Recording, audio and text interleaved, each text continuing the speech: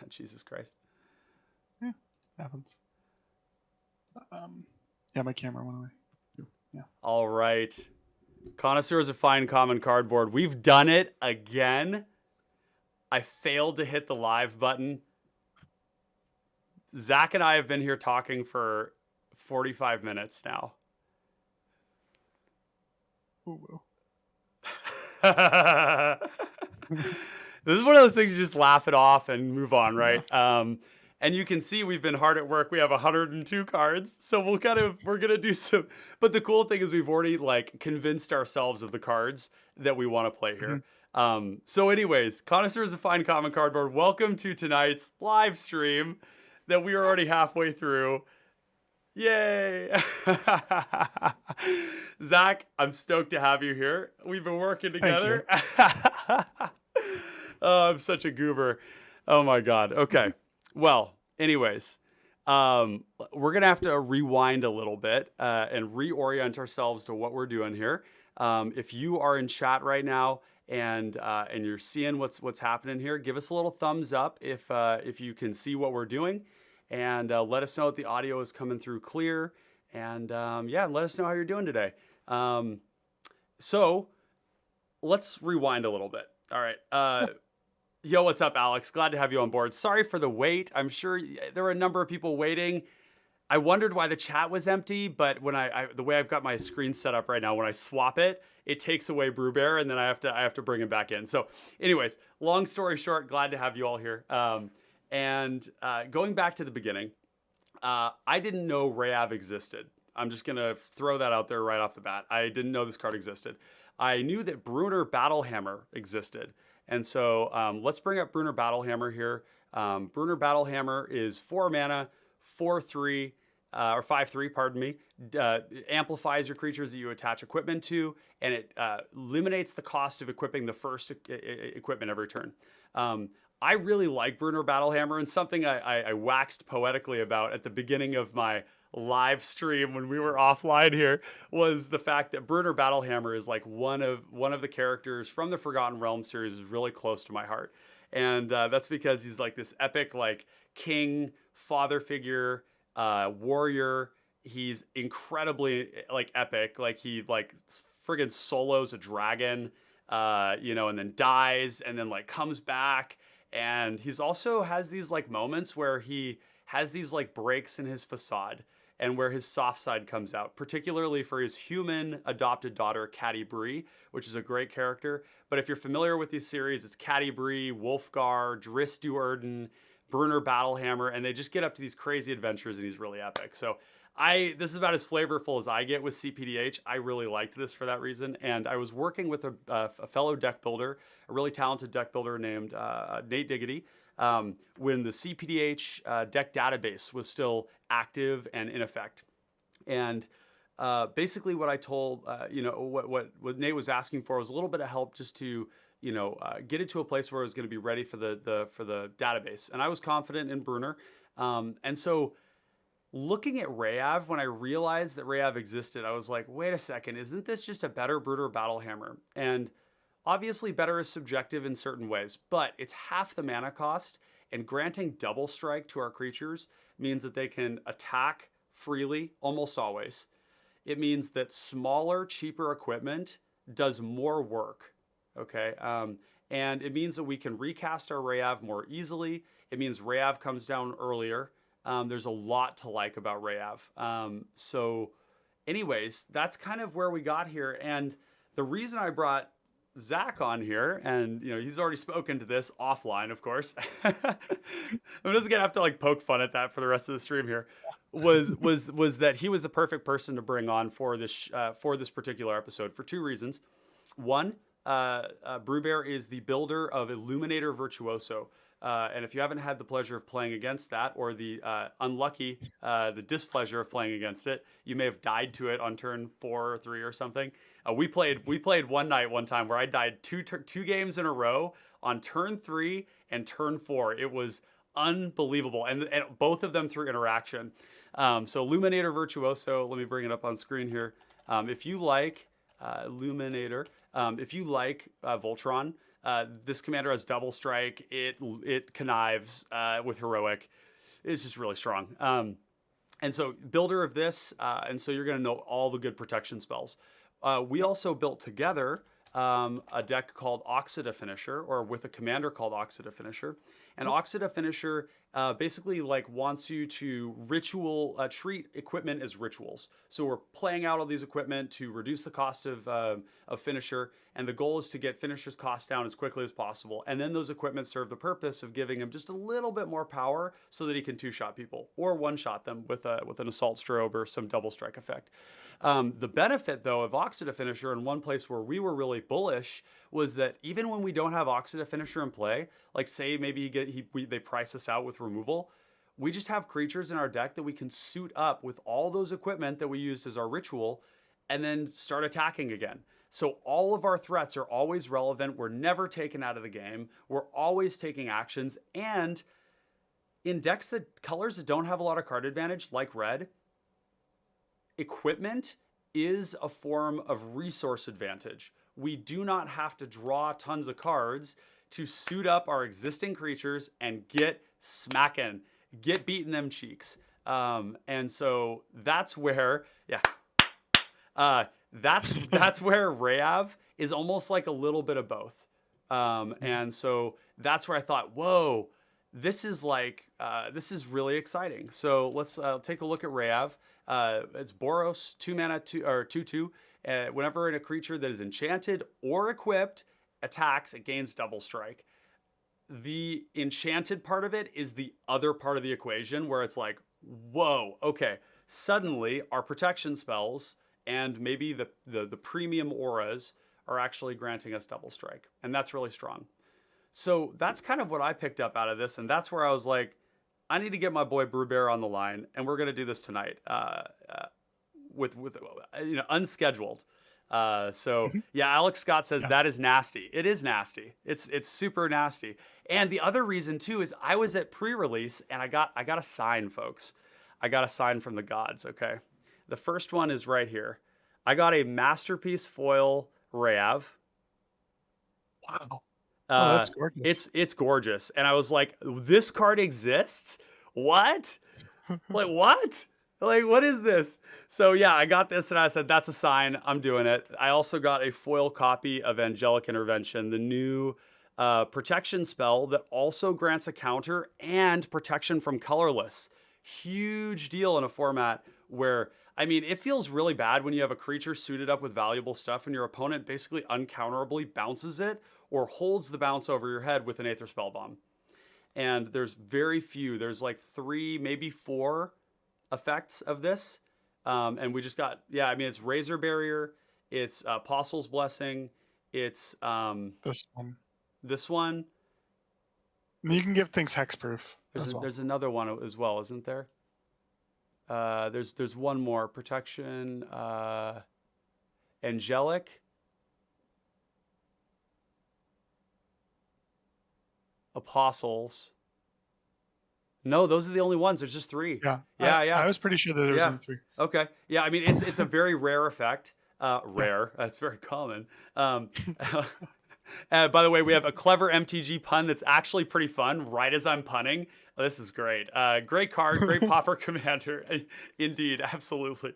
God, the funny thing is that even though you all have been waiting for a very long time, I think, to get into this, I find it all very funny that this is the second time I've done it, and the video will be a little bit shorter for once.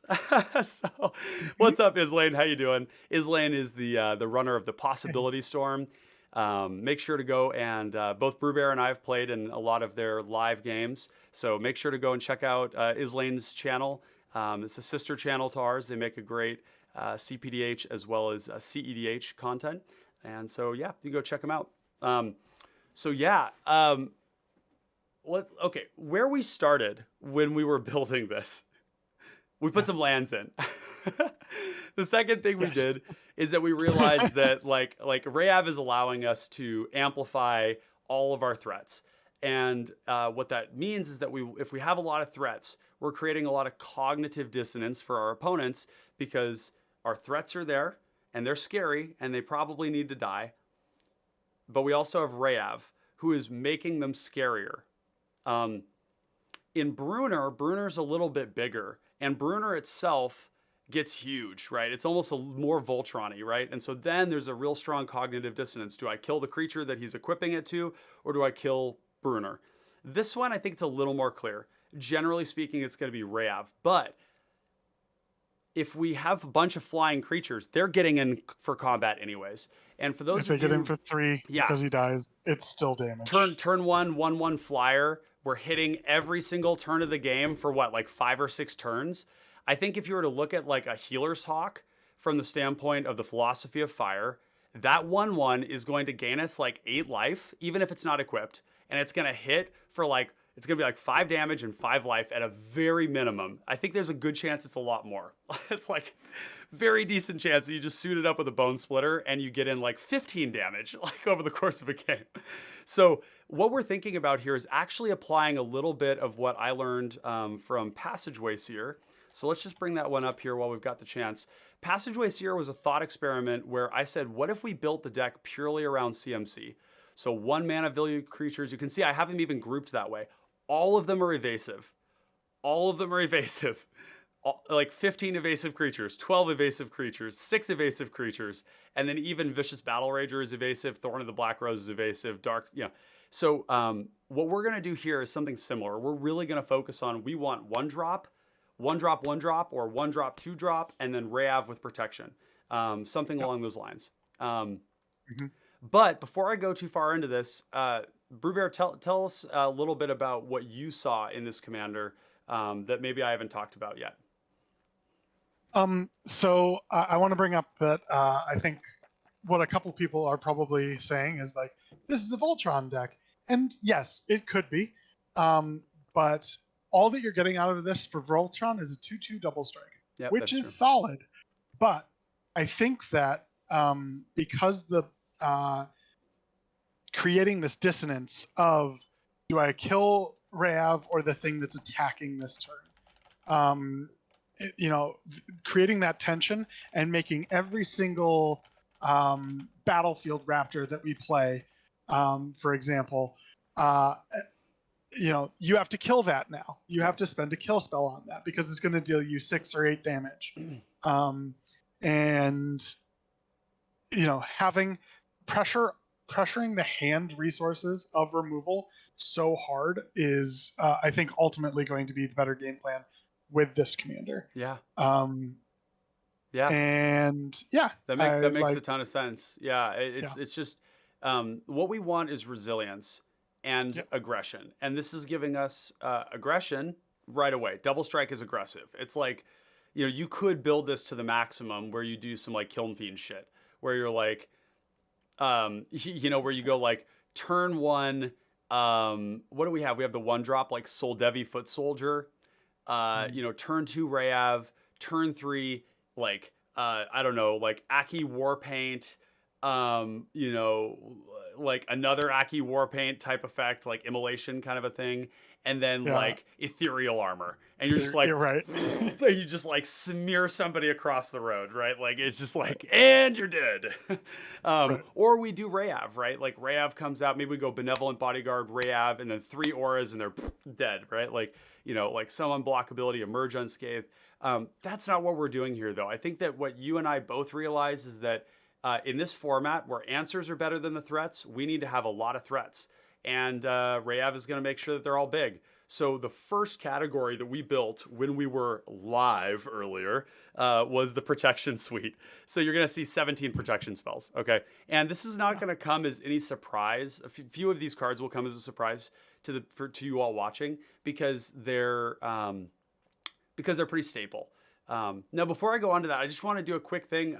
If you all have a chance, if you all, because we promised earlier and we didn't go live until later, if you all would take a moment, like, comment, subscribe. But if you all want and you want to help us out and help us boost our numbers, which have been flagging a little bit lately, share on Twitter, post this wherever you're in social media for this live stream, and let's get the Pauper to the people. So anyways, just wanted to put that plug out there. But yeah, so protection spells. we've got the classics. Benevolent Bodyguard comes down turn 1. It's also a threat, right? And if we're putting equipment on it, we're actually way less likely to care if we need to sack it to protect something, right? Like, so say we attack with a Bone Splitter on it. Well, okay, fine, we had to sack it, but it's like much more of an actual relevant threat than it is in any other deck. It's almost always just a dedicated protection spell. Emerge Unscathed, God's Willing, Loran's Escape. Let's adjust the view here really quick. We're gonna do, let's do stacks, I think. No, we want grid. There we go, grid. Yeah, that's much easier.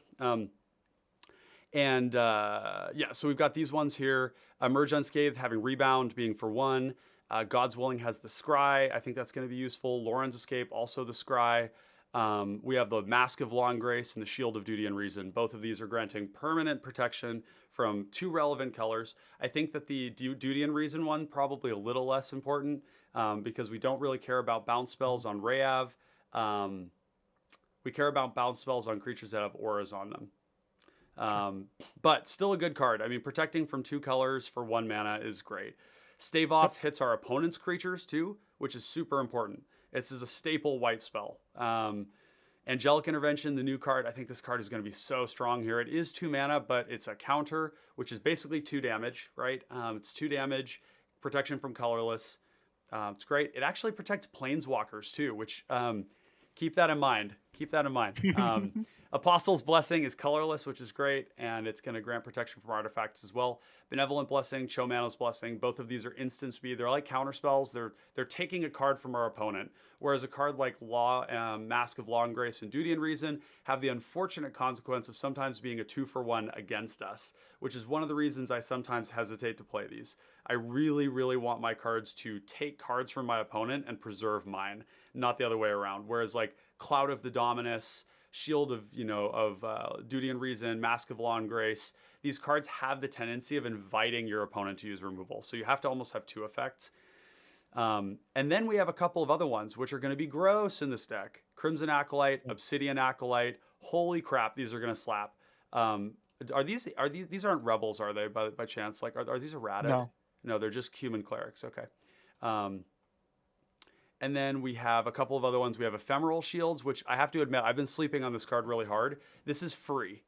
Okay, we play 1-drop, Reyav, hold up, Ephemeral Shields. It's very good. We have also the Crown of Awe, which you were saying to include in here.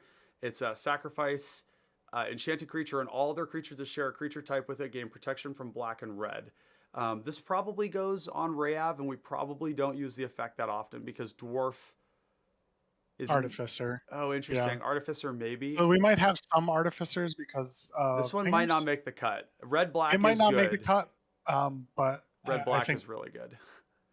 Yeah, I think it's in the top portion of protection spells. We have Ward of Lights, which we both thought was going to be exciting. This one is going to be instant speed. Alex Scott mentioned Sticky Fingers. We're not to that yet, but it does go hard and it is good, and we will be playing it, I think. Yeah, totally. You're onto it, Alex. Ward of Lights is cool. I like Ward of Lights because it's actually a way that allows us to, if we have Reyav and it doesn't have anything on it yet, because we're often going to try and attach our stuff to other things, then this allows our Reyav to actually have double strike because this sits on it until end of turn. We can also play it at not instant speed, right? And it's going to be a permanent way to grant protection to something. So I like this. Last one is Blessed Hippogriff. And we both agreed that the 1-mana indestructible paired with a 4-mana 2/3 flying that grants flying to another creature is probably just good enough. So we're going to drop that in creatures as well. So from there, I think when we looked at Crimson Acolyte and Obsidian Acolyte, we started to think, whoa, are there creatures that also just have pro-black and pro-red? So we started looking at those. And the first ones that came up here were actually these two. And both you and I were like, yeah, cycling, this is just a draw spell if we already have a lot of threats. And so, yeah, I think they just explain themselves. Black and red is the most common removal. These cards are just not going to care, and that's going to be really good. In certain cases, these cards will just fundamentally never need to be protected. They will just hit, and we'll just, protect our Reyav. And so then when we went into creatures, the idea was 1-drops. So we did CMC 1, started looking at stuff, and it was basically like a lot of the focus was on flying and evasion, because evasive double strikers are super scary. And an evasive double striker with +2 power on it hits 4/6. Right. You gotta get like that look on your face, like you're going really fast, like. Like recently, I played against DRC, the build of DRC that Derek and I did on the Derek from the RC did from on our last Let's Build, and man, I died to that deck recently, and they had an 11 power DRC, but there was a lot of the game where it was just 5 and 7 power, and yeah, 6 power flyer just gets work done. It's not going to get blocked because it's got first strike, or it won't block. Nothing will block it profitably. So we've got all these flyers, and you all have the deck list in the description below, so you all can go through and follow along with this. I'm not going to go through every single one of them. The main thing you need to know is that we have mostly 1 and 2 drops.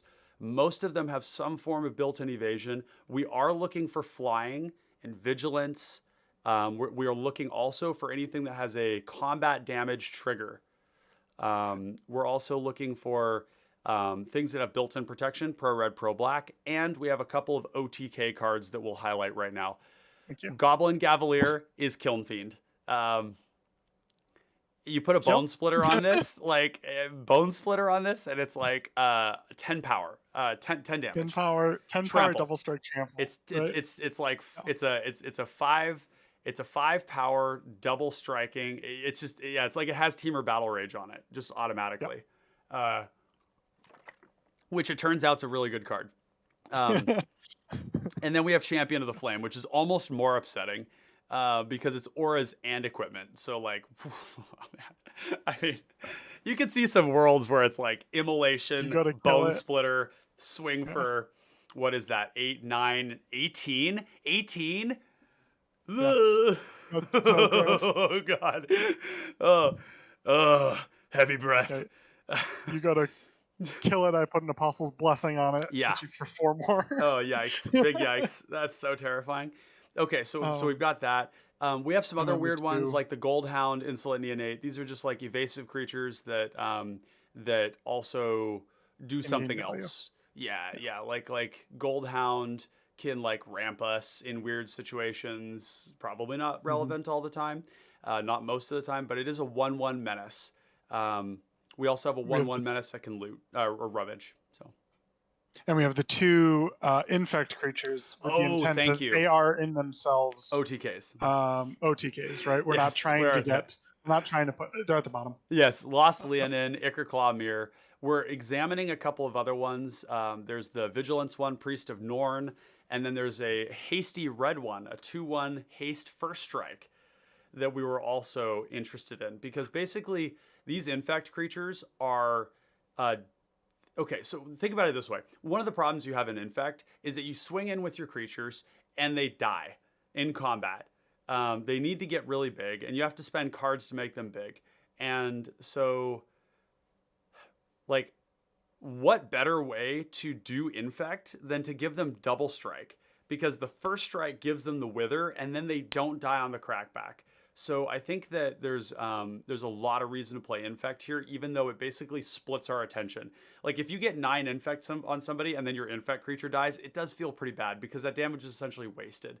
But 9 damage is not that hard to, well, it wouldn't be 9, it'd be 8. 8 damage is not that hard to get with infect in this deck. Right. So, and we're gonna have between 2 and 4 infect creatures, and these are basically Kiln Fiends. They're basically champions of the flame. So they either kill you or they got a card on them. Yeah, these things are gonna die. Speaking. Yeah, I like the idea that these are just gonna die. I don't even know if I'm gonna try and protect them in a lot of cases, right? Because it's just like, okay, fine, you got rid of it. That's okay, because I'm not producing lethal anyways, right? It's not lethal infect just yet. So just let it go. Save it for what matters. These are also going to be like big red herrings. They're going to draw attention away from Reyav. So yeah, and then we have some like 2 mana flying 1/1s with pro black and pro red because they're even better than these in some ways because they have flying. So Yeah, so that's where we're at. We also have Guardian of the Guild pack, which is going to eat commanders for breakfast every single day. Commanders are basically the only thing that have 2 colors for the most part. So yeah, slap a bone splitter, slap a sticky fingers on this. Like, I don't know, you just start to go pretty freaking hard. Damn, sticky fingers also double triggers. Double Ceremonial triggers. knife double It triggers, does. prying blade Yeah. double triggers, gold vein pick double triggers, the new Boomtown beat stick double triggers. Holy shit. Yeah. Oh my god, I just hadn't even thought of that yet, dude. There's one more creature that I think I want to at least talk about. And it is that we haven't put in the deck. And it's Soltari Visionary. I want to take a look at this card and get your opinions on this, Papa. 3 mana shadow. Yeah. So it eats 2 enchantments. Yeah. It eats 2 enchantments when it hits somebody. I like and has this. Shadow. I like Okay, this cool. quite a lot. Yeah. This is great. It's kind of random, and in some cases it won't matter, and in other cases it is going to fucking destroy people. Could you imagine the look on the Gretchen player's face when this thing resolves, and they're just like, "I don't want to live anymore. I am already dead. Oh no! What was that line? Shindoyu. See, you're already dead. Like, blow up your auras every single turn. Get wrecked. Forever. Ever. Yes. And it's unblockable. Oh my god. Yeah, it's unblockable. It's like it's killing them and it's destroying their enchantments. I think this is awesome. This is a great find. Cool. Yeah, definitely a good pick. Prowess is kind of interesting too, isn't it? It's not evasion. Prowess is a little interesting. But it's like every aura and equipment we play is like buffing them up. We could look into Prowess too. I don't want to go too deep down that road, I don't think. I think if we're going down that road, we do add Kiln Fiend over the Prowess. Well, Kiln Fiend is only instants and sorceries. So there's one that Festival Crasher does non-creature. Is that right? No, Festival Crasher is also instants and sorceries, I think. Okay, so it's just Prowess. But we do have like Dwarven Forge Chanter, which has the cool like ward pay 2 life thing, which is interesting. We have I don't think we do Goblin Wizardry. 4 mana is kind of a lot. We're looking at like 1 and 2 mana stuff. Swift Spear. Whoo! Swift Spear's good. Sheesh. Running out of threat. Yeah, cool. We're definitely playing that. So, oh my god, Seeker of the Way. Dude, this is going to gain so much life. It's going to be like Prowess, equip with a thing, hit for like 8 in most cases, right? If it's 1 power, if you put Bone Splitter on it, that's 3 power. It hits for 10. You gain 10 life. Yeah. With a Bone Splitter. Yeah. Gross. Okay, and look at this print, by the way. I just want to take a moment to enjoy this. Yeah. That's really cool. It looks very much like what's this? Aang? Aang, yeah. Aang. I was just gonna say he looks just that like is Aang. The last Airbender. Yeah. We also have the 2 mana 2/2s with Prowess. The only thing about these is that they're not evasive, right? So we kind of have to decide: do we want our creatures to get bigger? Because we're not going to have a lot of ways to give trample. Right. So it's almost better that we lean into flying instead of Prowess. Yep. We can do it with equipments. There are a couple of equipments that give flying. So we could. And we're only going to want the 2 power ones. So so there's not that many of them. Like even this one's only a 1/3, and we don't really care about the toughness because they're going to get double strike. So it's really just Swift Spear, maybe Mage Ring Bully, maybe this Lightning Visionary. But yeah, we'll come back to this later here. I just wanted to check that out and see. It was a good thought. Yeah, I mean, what about non-creature is what we're looking at, right? So let's look at non-creature. It has a hyphen. Oh, it doesn't. It does not. It looks like Burning Prophet is great. This is really good. We definitely want that. This is awesome. Okay. Yeah. That's awesome. Pretty great. This gets indestructible every time, which doesn't matter because first strike. Kessig Flame Breather. We were talking about another line here that we may go is into the Firebrand Archer and Kessig Flame Breather. I think these are perfectly reasonable cards that are going to crank a lot of damage over the course of a game. We could even play Sawblade Scamp for the same reason. Oh, yeah. I thought the Pyroceratops was 3 mana. There is a 3 mana 2/2 version of this though. Yeah, that's a card we want. Yeah, Spellgorger Weird. Yeah. That's the one. This is really good. Yeah, plus one counter. That card is another OTK, right? And we're willing to pay 3 mana because it's just going to get so unreasonably big. Last time I played against one of these things, it was an 11 power creature, and it was like so scary. It was in Dragon's Rage Channeler. We have that in the deck, and it Okay. just absolutely Yeah. demolished everybody. I'm actually going to Yeah. play Pyroceratops in that deck in the future because that effect was too good. So, Alex says, I have an off-topic question, if that's all right. My friend saw the new Kenra Spell Spear and if you get a time, I was thinking to know your thoughts. I think it's too slow personally, but I think it could be good. Well, my friend, have I got something exciting for you? Let me pull it up here. Oh, you know what? I don't have the I don't I don't have the thumbnail for it just yet. Maybe I can make it really quick here because we'll just drop the image in. Yes, good, good. So we'll go like this. Yeah, cool. One sec, Alex. You'll see it in a moment here. I'm in Canva, hard at work. Yes, there it is. So yeah, the reason I show you this is I've been working on making a calendar of content. Because for a little while there, I was getting ahead of getting ahead, and I had 3 videos scheduled, and there was like a real calendar going. And then I got into a kind of a tough stage in my life. There was a lot of shit going on, and so I was just like treading water with the videos. And so now I'm getting to the stage where you can see there's going to be a lot of videos going up on here, and one of them is this. This is if you want to speed up the process of getting this Kenra Spell Spear into the Let's Build, patrons of course have voting privileges to decide on one of our Let's Builds every week. And I am going to be moving to 2 Let's Builds a week, one on Friday and one on Monday. So one of those, which is fire. There's just too much good stuff, folks. We got to keep the wheels turning here. It's like there's not enough people playing this format to like make all this stuff. And if it's got to be me to like put it out there, I'm going to do it. Like so my Interesting Commanders has 500 cards in it, I think. Yeah, totally. I mean, so to answer your question, Alex, Kenra Spell Spear is absolutely cracked. Yeah. Yeah, it's really gross.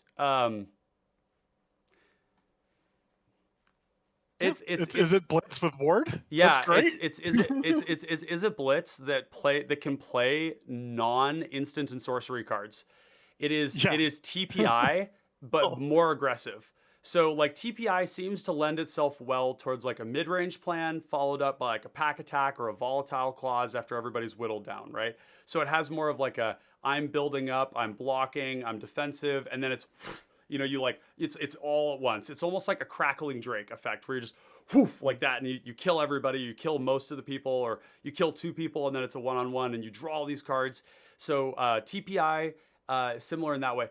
Or sorry, different in that way, but where they're very similar is that non-creature means you can play mana rocks in Spell Spear and never have bad draws. Spell Spear, it looks like this. When you flip it, Distortion Strike plus Assault Strobe is 2 mana, kill a player. With Ward 2, yeah. It's a lot of damage. I mean, it's like, damage. And then what happens the next turn? You kill another player because it rebounds. Spell Spear is really good. The fact that you can put mana rocks in it means you're also not priced out of the commander. It has trample already. It has built-in protection. It has double prowess. Like, what the fuck? It's really good. So I'm very bullish on it. I will be building it. You can see Islaine in chats talking about it as well. He's stoked on it. I have a vision in mind for it. It's going to look very similar to TPI in a lot of ways, different in others, but it's really good, and I'm excited to present that soon. But if you want to have a say in when that comes out in speeding that up, Patreon is a great way to do that. We got Brewbear here as a patron of the channel. This is a great chance actually for us to talk about the Patreon for a brief moment as well.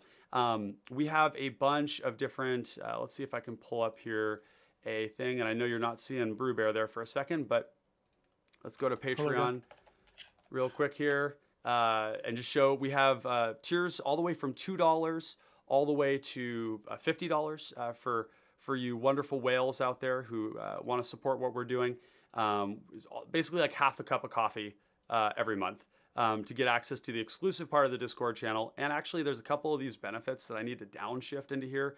But basically, you get into the server. It's a great way to support the channel.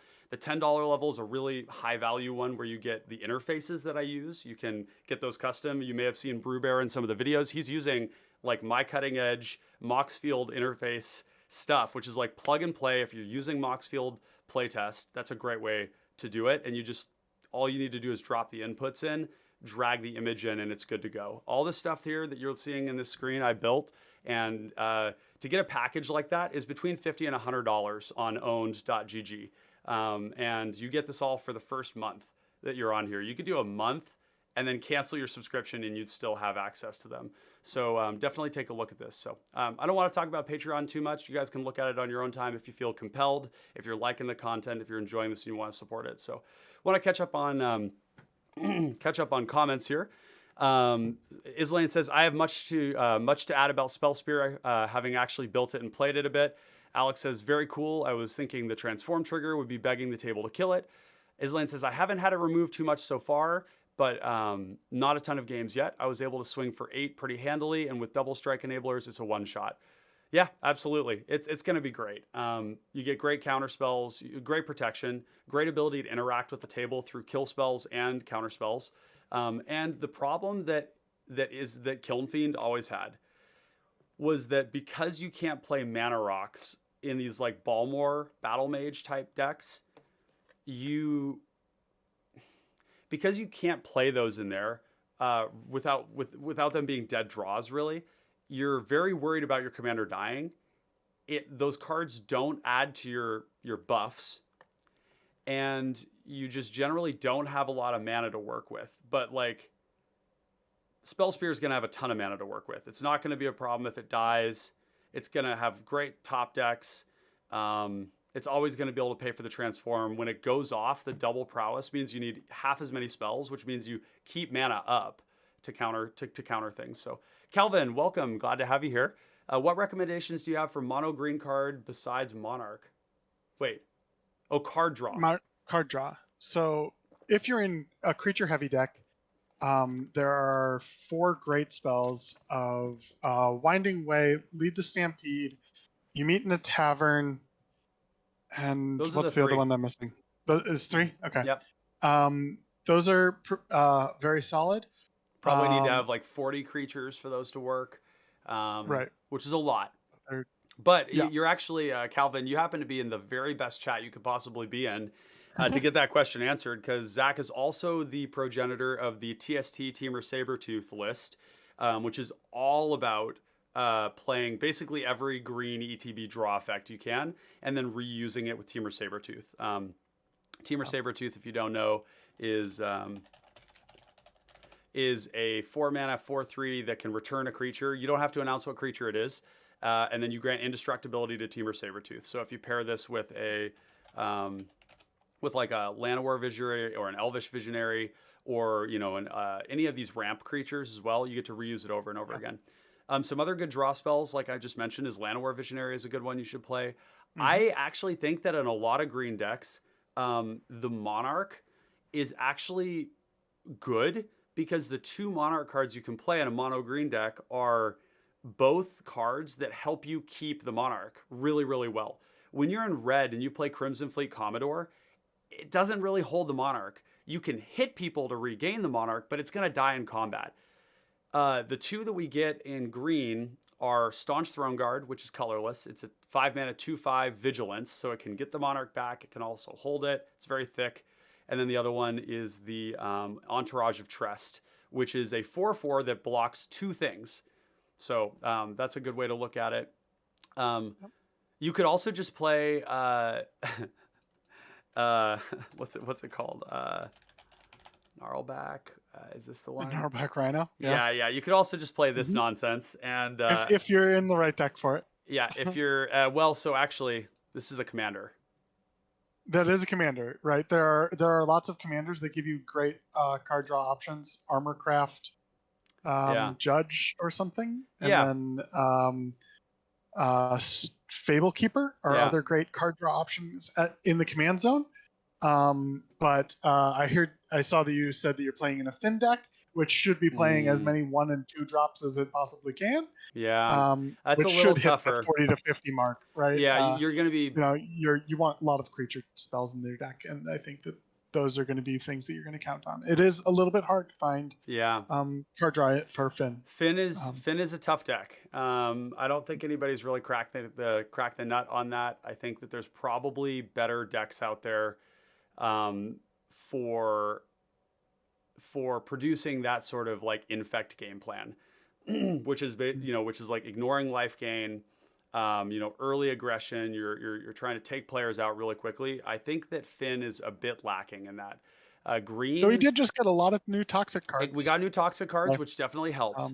Green doesn't have in mono green, you start to run out of protection spells that are like efficient and good pretty quick. And you start getting into like these Woodcutter's Grit, 3 mana +3/+3 hexproof stuff, which it's hard to develop your board and hold those up. Also, it all leans on Finn. If Finn goes away in combat, your death touch creatures don't do shit, and that really sucks. And it's not like Rasad, where if you try to take away Rasad, and Rasad has the same problem. You swing with all these 1 mana 0/5s and two 0/4s and all this stuff, and you're like 36 damage, and somebody's like bounce your commander, and I'm like, fuck, I do 0 damage. But the thing is that Rasad is in white and blue. Yeah. Right? Rasad has like such an enormous plethora of efficient counter spells, protection, and all this other stuff. And Finn starts to run out. So you certainly should play what you want. But I will say that Finn is something that I've had lots of people send me Finn decks, and I don't see it working that great. The Toxic helped, but also Infect just has a bad... I don't know. It has a tendency to scare people in a way that like amplifies your threat level disproportionately, and you have to think about game theory. It's like you're like, how does this deck interact with the table? And when your opponents see Infect, they get scared, and maybe rightfully so. But so anyways, not to get too off, we're gonna focus back on this. Appreciate you all asking these questions. Let's get back to the deck. Sawblade Scamp we got in there. This will just be another pinger. We got the weird.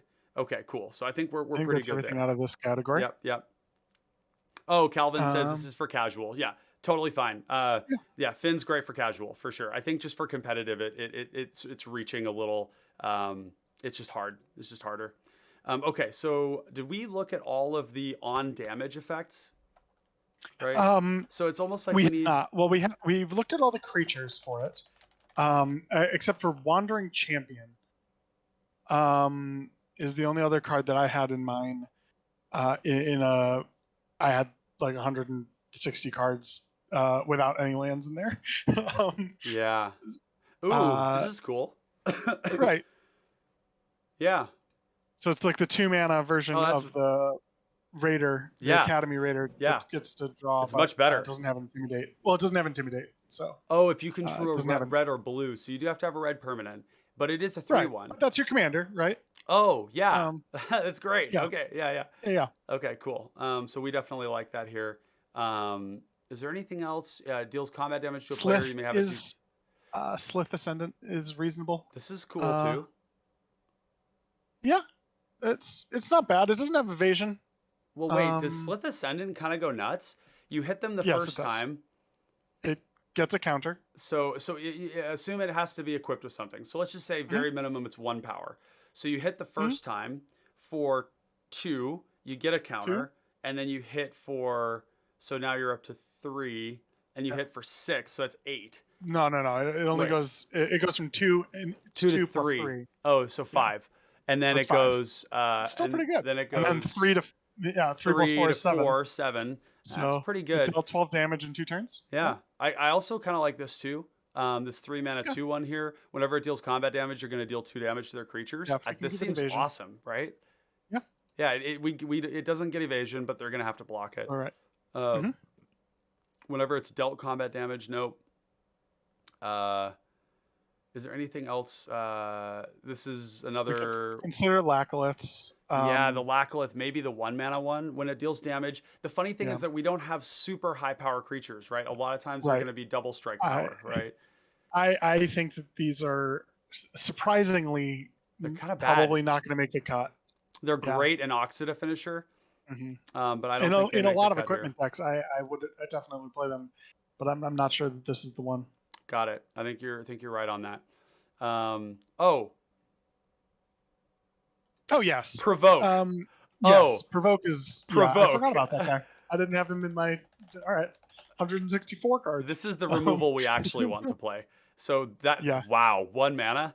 Uh-huh. Heavy breath. Uh I think we play yeah, Hunter we can Sliver play too. Hunter Sliver. Yeah, Sure. 100%. Yeah. Like It's very provoke good. is cracked in this deck. With double strike provoke, Yeah, you yeah. don't lose the creature, No, right? it's Like, removal every single turn. yeah. Yeah. Okay. So let's pull the provoke stuff. This is going to be a new category for removal. So we'll hmm do creatures removal like that, and then as you all hmm know, you can drag it over here, and this is also going to go into creatures.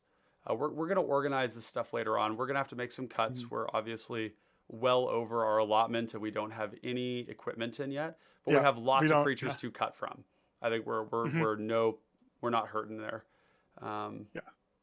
I wish Moxfield had the ability to take like untagged stuff like this and just tag them. Mass select. Yeah, Yeah. mass select, like a shift click kind of a thing. Alex Scott says this format is wild. Yeah, it really is. It really is. Yeah, just getting to play a sliver by itself is hilarious. I mean, yeah, one of these days we may need to do We could like, play a changeling. yeah, we could play a changeling. Yeah, that's right. I don't think this is gonna make it. It's a 3 mana You for don't the think same the Academy effect. Raider? Yeah. I It's mean, it's yeah. Okay, that's fair. every time it Yeah. hits, you're rummaging twice, which could be good. hmm But it is a 1/1 for 3. It's mostly unblockable. hmm Maybe okay. We'll still keep it. We'll keep it for now. Belligerent Guest is insane. Skirk Commando is also really good. Slith Ascendant. I love the Visionary for some reason. Um, Yeah. Yeah. I mean, I think this is the best deck for it. yeah, yeah. Um. So we've got a lot of creatures here. We've got creatures, protection. That's all we have. We have a couple Yeah. too many lands here. We're going to be We're at missing 34, I 2 think. creatures though. Yeah, what are Before those? we move to equipments. Sorry, 3. Heliod's Pilgrim. Oh, yeah. Bladegraft Aspirant. Oh, actually, we're missing a lot more. There's the 4 Mirrodin and Living Weapon as well. Well, those aren't great. Those are going to pop up when we do the equipment. This card's is what I was great, thinking. though. Yeah. Wow. And Wow. Aki Emberkeeper. Yeah, totally. Yeah, I like this. This is, oh my God, this I is think that good. those are. Whoa. Yeah, I think that those are Oh. must includes. Spike Shot Oh. Goblin is another one to consider though. Oh, yeah. With tap deal damage equal to the power. Yeah, I think we play that. Okay. Yeah. Repeatable removal in a deck like this is just like such an interesting line because it's like a lot of decks don't get access to repeatable removal, and in some of these like decks where you're like really aggressive in Boros colors and you're doing equipment things, then you get to play these like Lacolith cards and these Spike Shot Goblins and these weird shit like that, and they're really good. Yeah. It's just like killing things every turn is really scary in this format where creatures are like the thing. It's the And then reason. you're opening up their board to just get slammed by Absolutely, the other creatures. just demolished. Yeah. Okay, so these are great creatures. Bladegraft Aspirant is going to be insane. Heliod's Pilgrim is a no-brainer. What about the cards that draw cards that have flying? So you're like there's like Priest of Ancient Lore doesn't have flying, but we do have the Inspiring Overseer. 3 mana, 2/1 flying, ETB draw card, gain a life. Yeah, perfectly reasonable. Yeah. Yeah, pretty staple. We've also got Thraben Inspector, which we could consider. It's like a 1-drop. Mhm. It is 3 mana to draw a card, but Yeah. you get to split up the cost. Yes, that's correct. Yes, that's right. Inspector Gadget, as I like to call it. Mhm. Do do do do do do do do do do do do do do. Okay, so that's good. Chat, I want you to do a little look in yourselves. Let us know if we missed anything. I think that there's a good chance we still are missing like 10 things. And the reason I say that is because there's a lot of weird stuff like provoke, right? Or maybe the wording on something is weird around combat damage or attacking. You know, we're looking for cheap stuff, so keep that in mind. But yeah, send us some stuff. Let's get into the equipment. Yeah, I think it's time we need to fit the equipment in. Save the best for last. Well, we've got auras are going to be a part of this too, but auras are adventuring gear looks interesting. One it's and like one to equip. sometimes it's not going to do only anything. is sometimes, right? Yeah. I don't think we have card draw. 2/3 of we're the time. We're not going to play any bounce. Yeah. Yeah. Okay. We've got aeronauts. That's 2/2. We've got this one. Blade is quite easy. Yeah, ancestral blade and ancestral katana. Wait, whenever it wait, what does it do? Oh, it attacks alone. It's whenever Never a mind. warrior. Yeah, no, yeah, we don't want that. Barbed batter fist Yep. is these effects right here are crazy good. They just like it's a 2/2 with double strike for 2. Yep. Like what? That's so above the curve. You definitely pay like 3 mana for double strike creatures, you know, and it leaves behind the creature when you swap the equipment over. This one here is another good example. This is a 3/1. 3/1 double striker. Double strike That's for so 2 mana. Good. Seems I. This one's great. Beamstick?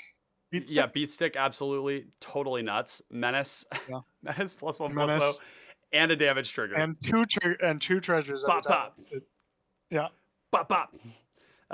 Bladed bracers. I like vigilance a lot. +1/+1, only 2 to equip. Vigilance +1/+1. We have a lot of humans, so I think this is going to be fine. Bladed pinions, no. Wither is funny, but no. Bonesaw, yes. Bonesaw, yes. Bone splitter, definitely. Boats of speed. Haste is a great. Yeah. Haste on an equipment makes everybody doing combat math wrong. It makes them don't wrong. Know what's in your hand, right? Yeah. They just can't do combat math of like, what's this crackback? How do I race? Okay, I need to leave up another blocker in case they play a big creature. You know. Dude, ceremonial knife is insane because it deals damage to anything. It just needs to deal combat damage, so it'll always make 2 blood tokens. That's really exciting. It is. Now, in this deck, the equipment that actually comes in and immediately attaches seems really good. Like dueling rapier. I don't know if just giving it flying is enough, but this is 1 mana, 2 to equip. Because so we have done, I think yes to this and Cloak of the Bat because we just said haste is so good. Wow, Slipper is nuts. This is good too. Not nearly as good as Boots of Speed, but it's good. Yeah, it's quite good. Delver's Torch, Venture, hitting twice. Dude, okay, hold on. It attacks, not when it deals damage. Oh, it's attacks? Oh, sad. Well, okay, but think about this. All right, think about this though. I guess it's only on attack, isn't it?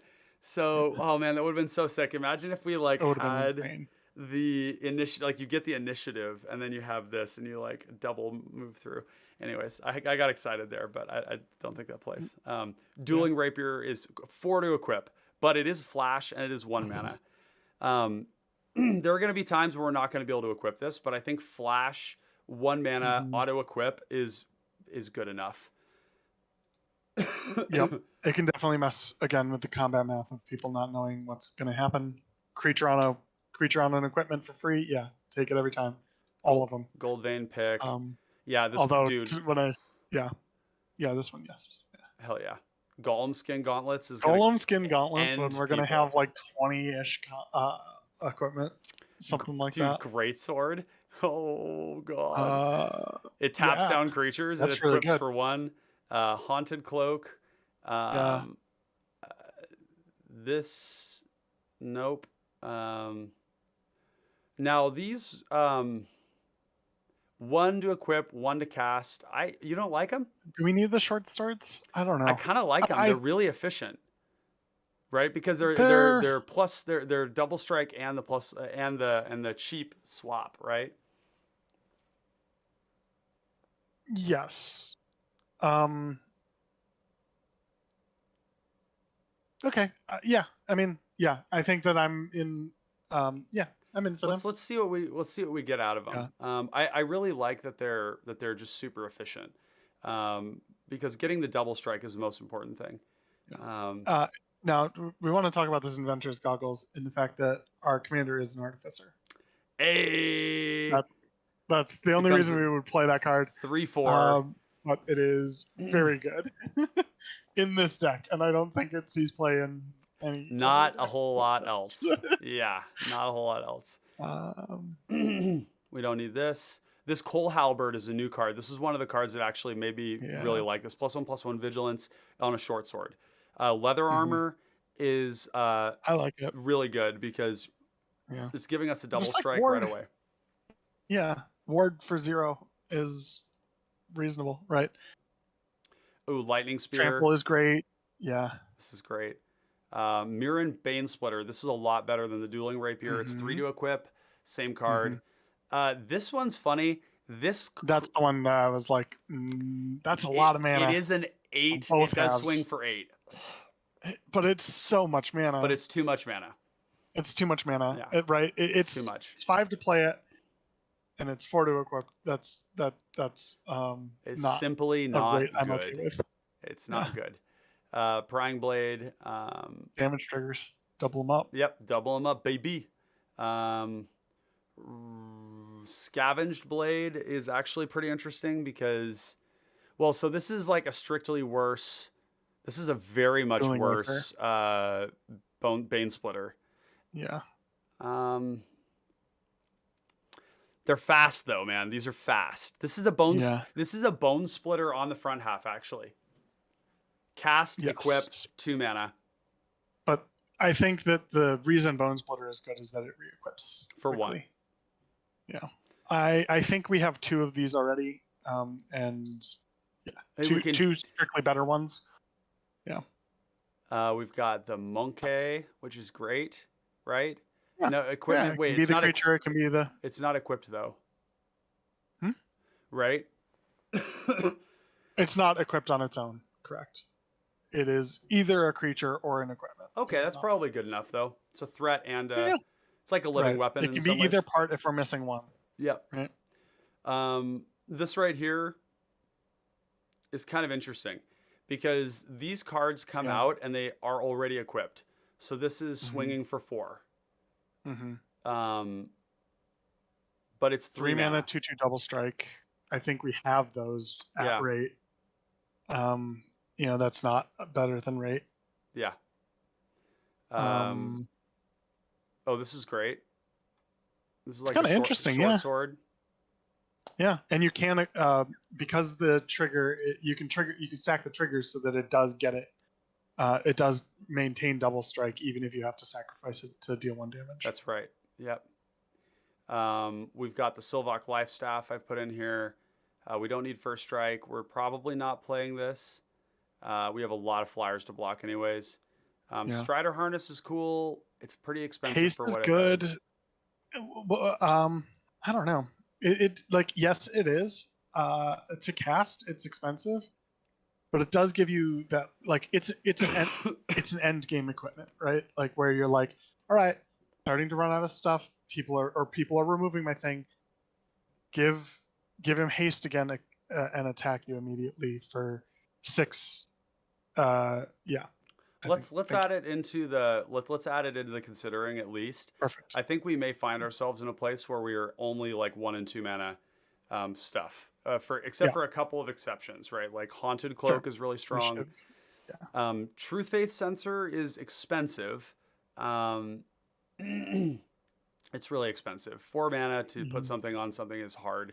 Vigilance is really good, but yeah, no, actually this isn't good enough. Trailblazer's Torch, though. This card is very good. +1/+1 counters. Initiative is strong in this deck.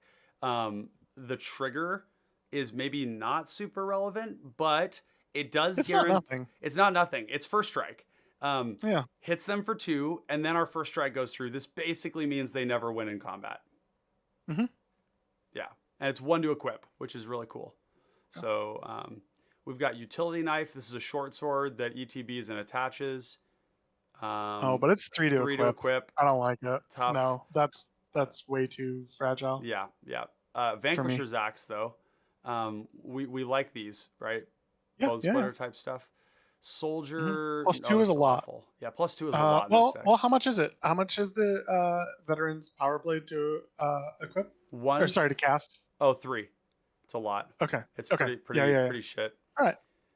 Vorak Battle Vorak, Horns, Trample. yes. Trample is like very And unique. can't be in this. blocked by more than one creature. So So menace. you can't. Oh no, No, it's reverse opposite of menace. menace.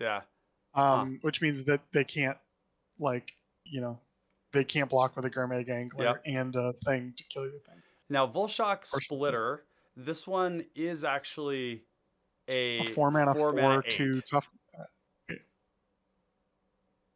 Yeah. We're getting close. It's yeah. I mean, like we have so many other cards right now that like I'll put it in there. Whisper Silk Cloak. We play this, right? Like.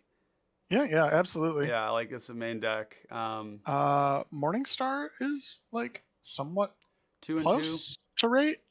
Yeah, it's worse than the than the True Faith Censor. It's not giving vigilance.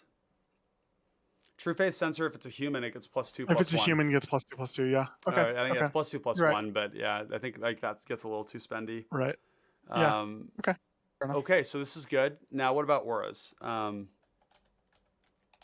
we're gonna be like at 100. I only found a couple. Okay. Yeah. Right. It's mainly protection, right? Like Aki Warpaint stuff, which we already have in, right? Yeah. I mean, so one that I think is a little amusing. Yeah, it is. One that I found amusing was Squeeze Embrace. Yeah, Squeeze Embrace is great. Yep. This is +2/+2, and it's got the angelic renewal kind of. Yeah. So yeah, I like that. And let's look at type aura. CMC is equal to we want 2 or less. I think that there might be an argument that a certain number of auras that are 1 mana 2 power are better than some of the equipments that we've got. Even if they die, they're definitely faster. They're faster, and I like having that element in the deck. The aura build is absolutely faster.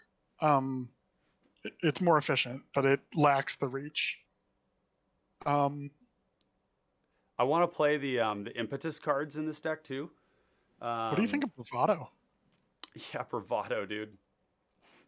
We have a lot of creatures in the deck. Yeah, if you have like 4 or 5 creatures in play, this is like lethal looking. Yeah. Really lethal looking. I think we play that, right? I mean, just have to. Mm-hmm. We have cards like Bonds of Faith, which is interesting. This is like a pacifism, also a buff if it's a human. Our commander isn't a human, so there is that. Right. And, that is kind of where I would fall off from that. Let's see. We can take a look here and see what our human count is. 23 humans. All right. It's not. It's quite a lot. It's a lot. We're going to be cutting some of those cards though, so let's put it in considering. We have. Cartouche of Solidarity is gasoline. Mm-hmm. First Strike doesn't matter, but the 1/1 with Vigilance is just another body. So I like this a lot.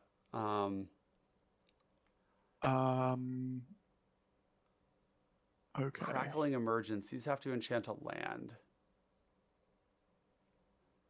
Oh, wait. Wait, isn't that really gross? 3/3 with double strike for 2. It's quite good, but if it dies, it kills. If it dies, if the enchanted land would be destroyed. But it costs you 1 mana every turn. Instead of sacrifice, enchanted land would be destroyed. Instead, sacrifice this, and that land gains indestructible. That doesn't change bounce. But it costs you 1 mana. It costs you 1 mana. Right. If you want to use the haste. No, just if you want to, attack with it. Well, that's what I'm saying. If you want to use the haste, you can. Then you have to pay 3. But if you don't care, you can just put it on a land and not attack with it. Mm-hmm. You can cast it on turn 2, and then on turn 3 cast Reyav. And it's already attack for 6. But you don't get to leave up protection, or or any sort of Yeah, reactive instead thing. of sacrificing. Uh, So the clause at the it's pretty bottom, good. it is pretty good. The clause at the bottom though is basically saying if it attacks and it dies in combat, you don't lose the land. Yeah. Yeah. It Yeah. does cost you a land though. Every turn that land, that's the part of Right. it. It I costs think you 1 we, mana yeah, to attack with it. every Yeah. single turn. Yeah, I don't think we can do So it's that. at minimum 3 mana and 1 more mana every turn. Yeah.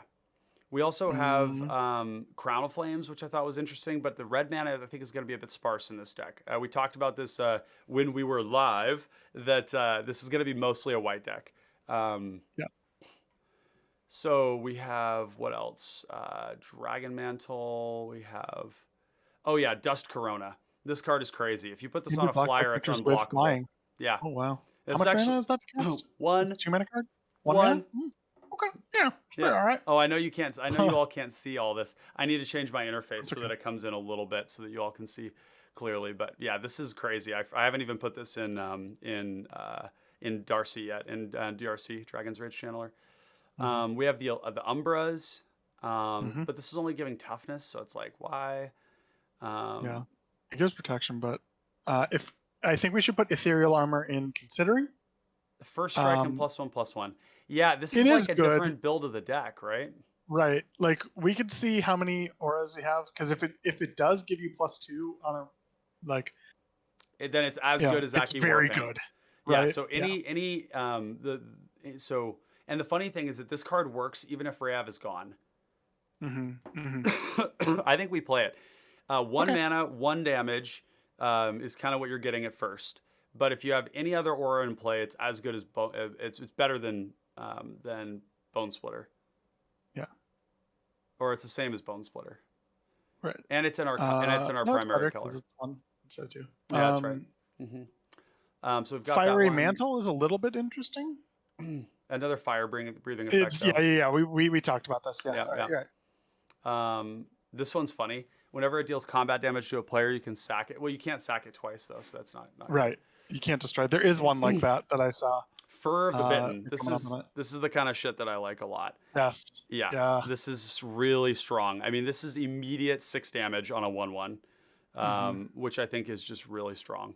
What do we think about these menace cards? There's Probably one. not. There's a couple right? that give +3 power. There's one. Yeah. There's That might be worth it. yeah. And that one I would. Yeah. I mean, it's also just like one of the better rate ones. Yeah. Hammerhand, Guilty Conscience, Holy Armor. Oh, Hyena Umbra. Hyena Umbra seems good. I really like Immolation because Immolation is also a kill spell. So we can. It does kill Reyav. It's going to kill a lot of our threats. Yeah, right. But sometimes it doesn't, and when it doesn't, it's great. Like what threats does it? But not otherwise, kill? it's a. We don't play equipment that buffs toughness. We play a couple. We have the short swords. Oh, the short swords, right? So then it's a 1 toughness creature. Yeah. Okay, yeah, we could check it. We have Kamal's Desire requires Threshold though. So we're looking at something more like Latula's Orders destroys an artifact on damage. Wow. So like Soldevi as Advocate. It's pretty disturbing. You could blow up all the rocks with this card. That's a lot of rocks. It's a lot of rocks. I would hate it if somebody used this on me so much. So much. And it's a flash spell. Yeah, I think we need to put it in considering for sure at the very minimum. Okay. It's powerful. It's also not giving us any power. So lifelink, I think we definitely want that, right? Yeah. Yeah, I think so. Madcap skills was the one we were talking about. Yep. I mean, yeah. So this turns a 1/1 into a 4/1 menace, and it probably has flying. So at 8 unblockable to the dome. We also have. We're really looking. I have a little bit of a soft spot for Market Fury, but I don't think it's this deck. There. Yeah. Oh yeah, that's a really cool art on there. Yeah. Nope. Let's see. Yeah, we don't have any removal yet. We're gonna have to get around to that eventually. I think we want reprobation in there, just like as a start. We could do reprobation. The only thing is that it does mean that we can't attack that player on the ground, which shouldn't be a problem because I think we are It's really not a heavily. problem, right? Yeah, Yeah. yeah, We and have a lot it's of flyers. tutorable. Yeah, There's like 25 flyers in this deck. Yeah, we're definitely we're playing that. You're right. Realm Breaker's Grasp is interesting. The funny thing is that the fact that it attaches to artifacts doesn't really matter that much in our format because it's like Cranial Plating, Whisper Silk Cloak, Nurok Stealth Suit. These all have abilities that you just play the card and then you attach, and then it's already attached. So if it doesn't have equip anymore, it doesn't really matter. But they are better pacifisms, and that's probably where our removal comes from. This is great. Auto include. Spirit Link's great. This is Life Link, but we can actually stack it. Life Link. Sticky Fingers. Sticky Fingers. Yeah. Absolute. Yeah. Eater. Yeah. Yeah. Taste for Mayhem is pretty cool. This card, Ooh, when you have no wow. cards in hand, +4/+0. That's a lot. That's a lot of damage. Look at all these chickens. Look at all that damage. Till Ollie's Crown is kind of interesting. Trample. It's going to deal 1 damage to the creature it equips, or that it hits. So it does kill quite a few of our things. Kills a lot of them. Yeah, I don't think we can play it, but it high upside for sure. Mountain Walk or Volcanic Strength, I mean? No. Is Mountain Walk good? Okay. I mean, it's fine, right? Right. Like, it was, something to consider, I think. Yeah. This is kind of funny. There is a world where this is... but wait, it's not good enough, though. It's not +2/+0 most of the time. It's just Flash. Valor of the Worthy is interesting because it does make our creature leave a 1/1 with flying. It's reasonable. Yeah. Not super premium, though. So I think that's, Type Aura, CMC equals 1. We're missing some stuff here that... oh, no, we're not. Yeah, I didn't think we were. This actually does allow us to... Whoa, that's actually really strong. 1 mana, play on a creature you control. Tap to give enchanted... Wait, it gives it to another creature. Target creature other than the enchanted creature gets +2/+0. It's good on a vigilant creature. This is good on Reyav. We put this on Reyav. Reyav isn't usually attacking anyways. We can tap Reyav to... I mean, sometimes he does. I definitely think that like, commander damage is a real threat with this deck. But I think that... I mean, if you put it on Reyav too, it's giving them the double strike. Yeah. +2. I mean, it's 4 damage, right? And it could be on any creature that's unblocked or unkilled. This probably kills people in a lot of cases. So if you like swing in with a Healer's Hawk and a Bone Splitter or an Aki Warpaint, and you're like 6, and then you like tap the commander and you're like 10. It's pretty interesting. It's pretty interesting. I don't know, because like it takes if you just attack the creature, do you just get more? Like, if you just attack with a creature that has a 1 mana equipment on it, it does the same thing, right? You're right. Okay. No, you're totally right on that. So we have 171 cards now because we have gone to Costco and we've spent $400 on groceries and we're leaving wondering how the fuck that happened. We have so many cards now. We have a glut of creatures, 67 creatures. Yeah. We're gonna we be have able way to too cut, many. Like a Can lot we cut of these. all the one? Can we cut all the 1 mana? Or sorry, let's sort those by CMC. Can we? Yep. Okay, cool. So we'll do. Oh, we don't have the initiative cards in here yet, do we? I don't know that we do though. I think they're really good. They're quite good. really good. Or just good. Yeah. They're really strong. We're gonna sort these into mana value. There's a couple of other cards we could look into as well, like Convoke stuff. You know, the new Halo thing. What's it called? It's I think we want to be turning our creature sideways for a different. That's a good point, actually. No, good point. Like, oh wait, did I just put that in removal? I just went in removal. Damn it! Why did it bump that up? I don't know. Moxfield hates me. It does pretty often though. Yeah, do you see it do that? It did it. Yeah. Did it again. It does it a lot of the time. Aren't they just sorted by CMC right now? Yeah. Okay. Yeah, well, I actually, I'm going to get rid of this creature category. Um, Okay. and then we'll have our everything. This will be like Passageway Seer, where we really want to balance Hmm. out having enough one drops. The curve. Yeah. Yeah, yeah. So,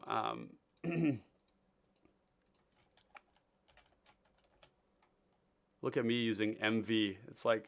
Yeah. It's Zoomer. Zoomer. So Blood Mad Vampire is starting to look like it's not going to be making the cut. It does hit for a Yep. lot. It grows really Hmm. fast, but it's 3 mana. Hmm. Hmm. I Um, agree to all of those things. yep. Um, Yep. Champion of the Flame never ever doesn't get played in this deck. yeah. No. Like, yeah, that and Goblin Cavalier, just way Islane, too strong. oh, it's so strong. Islane says, also, Ryan, may I add your energy during these live streams is infectious. Aww. Thank you. I love hearing that. I appreciate it. It's funny. I was actually listening to a pod. Yeah. Hmm. Uh, I was listening to a podcast today that had kind of a theme of this concept of like alchemy, and applying the concept of alchemy in our own lives with being able to transmute bad things into good things or hard things into constructive things. And so I'm trying to like integrate that into my own life a lot, because I think that there's a lot of power in that. It's kind of funny, honestly, that y'all freaks out there are gonna love this, but the subtext of that conversation was BDSM. So learning to learn acceptance through submission, which I'm not necessarily sold on, but I was curious enough to listen, to let the people talk and to listen, and I was doing nothing but but loading pallets and taking stuff. But yeah, the idea of alchemy is interesting. So like when the stream didn't turn on, and we sat there and we talked for 45 minutes, and then I was like, okay, well we're gonna go live. I just decided to laugh about it instead of rage about it. And it was easier to do that because I did it during the last one. Man, I was recording something and I got like 30 minutes in and I wasn't live and I was like, oh my god. So, anyways, yeah, Islane says self-help Ryan. Yeah, and speaking of which, too, y'all should know patrons do get access to a part of the Discord server that that's pretty cool. It's called Human Advancement, and I spend all day listening to podcasts. Okay. And I'm listening to like all this really interesting stuff about, people like how to grow, how to be more healthy, like Andrew Huberman Lab podcast. A lot of like Chris Williamson's Modern Wisdom, Lex Friedman, just a lot of really cool stuff to like learn and become a better person. And I post all of the best stuff in Human Advancement. I also post my nutrition regimen in there. And coming soon, I'm going to be getting channel sponsors, and those channel sponsors are going to be supplement products that I use every day that are helping me live a healthier life. So stay tuned for that. If you want to see those, you want to get access to all that stuff. That's one of the things you get through the supporter. So $2 a month, and you start to see like all the best content. You get early access to everything. You're seeing what we're talking about. All of my exclusive deck lists in there too. So just keep that in mind if that's on your list. So yeah, a lot of value there. But anyways, yeah, thank you, Islane. I appreciate the positive feedback on that. And yes, I am blushing. So anyways, let's see, where are we? We got 2 MV creatures here. We got 2 MV. Yeah. We got 2 MV. We got 2 MV. We got Provoke, Ichor Claw Mirror. I was thinking this one was going to be easier, but that's always a dupe. It's never easy. This Ornithopter of Paradise is starting to look Nope. like Yeah. really not good Augur enough. Ilvec is also something that's starting to look Augur so-so. Ilvec is the 2 mana 1/3 Yep. unblockable. Where is it? Fourth row down, second one from the right. Yep. Okay. Yeah, we can. I think we can. Is that? Yeah. Are there flyers that are worse than this though? I think most of our flyers at 2 do something. Yeah, or they're 1 mana. Or they have more power. Yeah. Okay. I think you're right. Yep. Oh, a Seeker, Sarah Disciple. Sarah Disciple might not make the cut here. It does trigger off of our commander, and it and can the get a little equipment. bit bigger. It triggers off of the equipment. And the equipment. Right. And a couple of the creatures. Yeah. Okay. We might need to get Like, we might need to get ruthless with that one. You be able, yeah. This one right here, flying lifelink 1/1, but it does have the nice thing of like you can draw cards later on. You can. The draw trooper cards. is great. These 2/2 flyer. This one is great. With Wings of the Guard is insane. Academy Raider. I think we might have to get pretty ruthless about 3 CMC because 3 CMCs are. It's got to be like like really good, really good. It has to do a lot. Wow, look at all the twos. So this is probably just like from my experience with other stuff. The MV1 is probably going to be between 15 and 20. This is going to be about 12. I think we can cut the like straight up 1/1 flyers. Yeah, we could. Yeah, we could. For one. Oh, Noyark says, I have a curation of guided meditations and mindfulness content to add to the human advancement section if people want it. Noyark, please add those. Yeah, absolutely.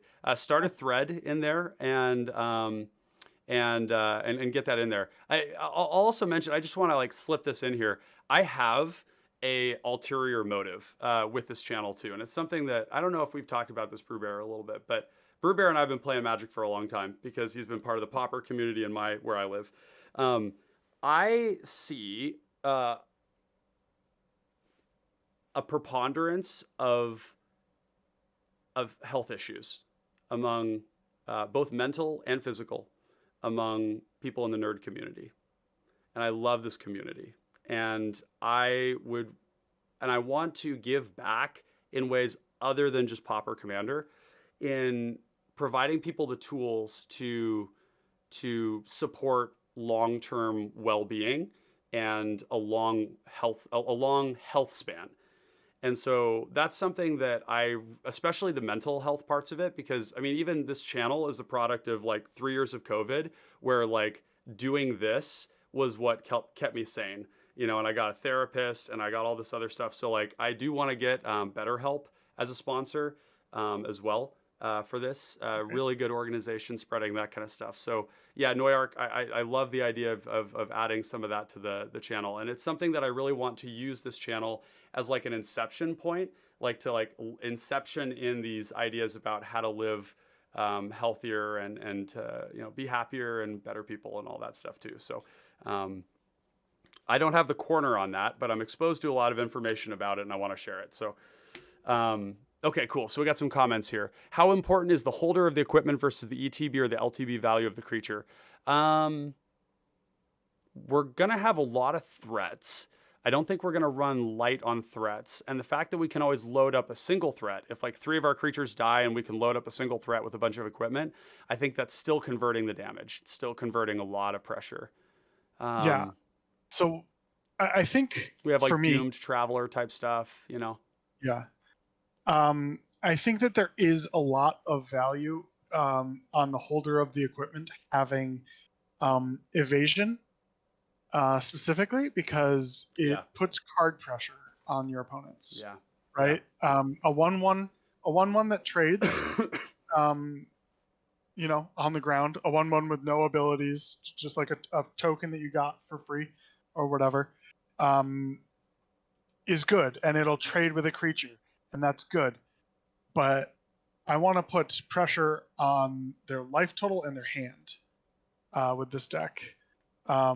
And so the creature having evasive abilities and trading with multiple cards or trading with specifically removal cards is significantly better for me than trading with a creature on the board. Because I think that we're going to be able to outrace most decks and have lifelink a lot of the time. Yeah.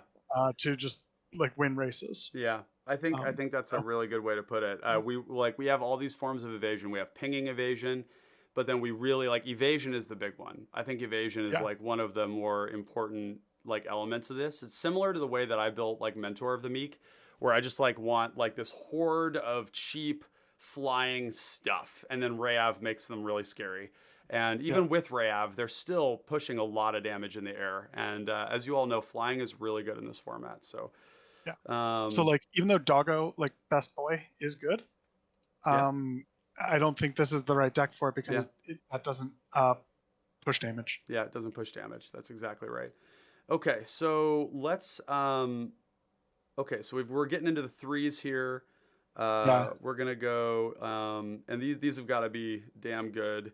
Bladegraph, Aspirant, Heliod's Pilgrim, Belligerent Guest. Those three are all really good. Inspiring Overseer is pretty good. This one here being Repeated Removal. Slith Ascendant is a slow buildup. Right. Soldavi Visionary is tech. I think it's more of a tech piece than it is its own thing. Spellgorger Weird is kind of cool because it's basically saying we don't need to equip this. Yeah. And if we do, it kills you. yeah, exactly. Right. So it's hashtag MV4. And this is going to be This is really not for that. Like, it's really not for the creature. It's for the protection spell. That if we run out of things to do, we can make a 4-mana creature. Yeah. You know, it's not.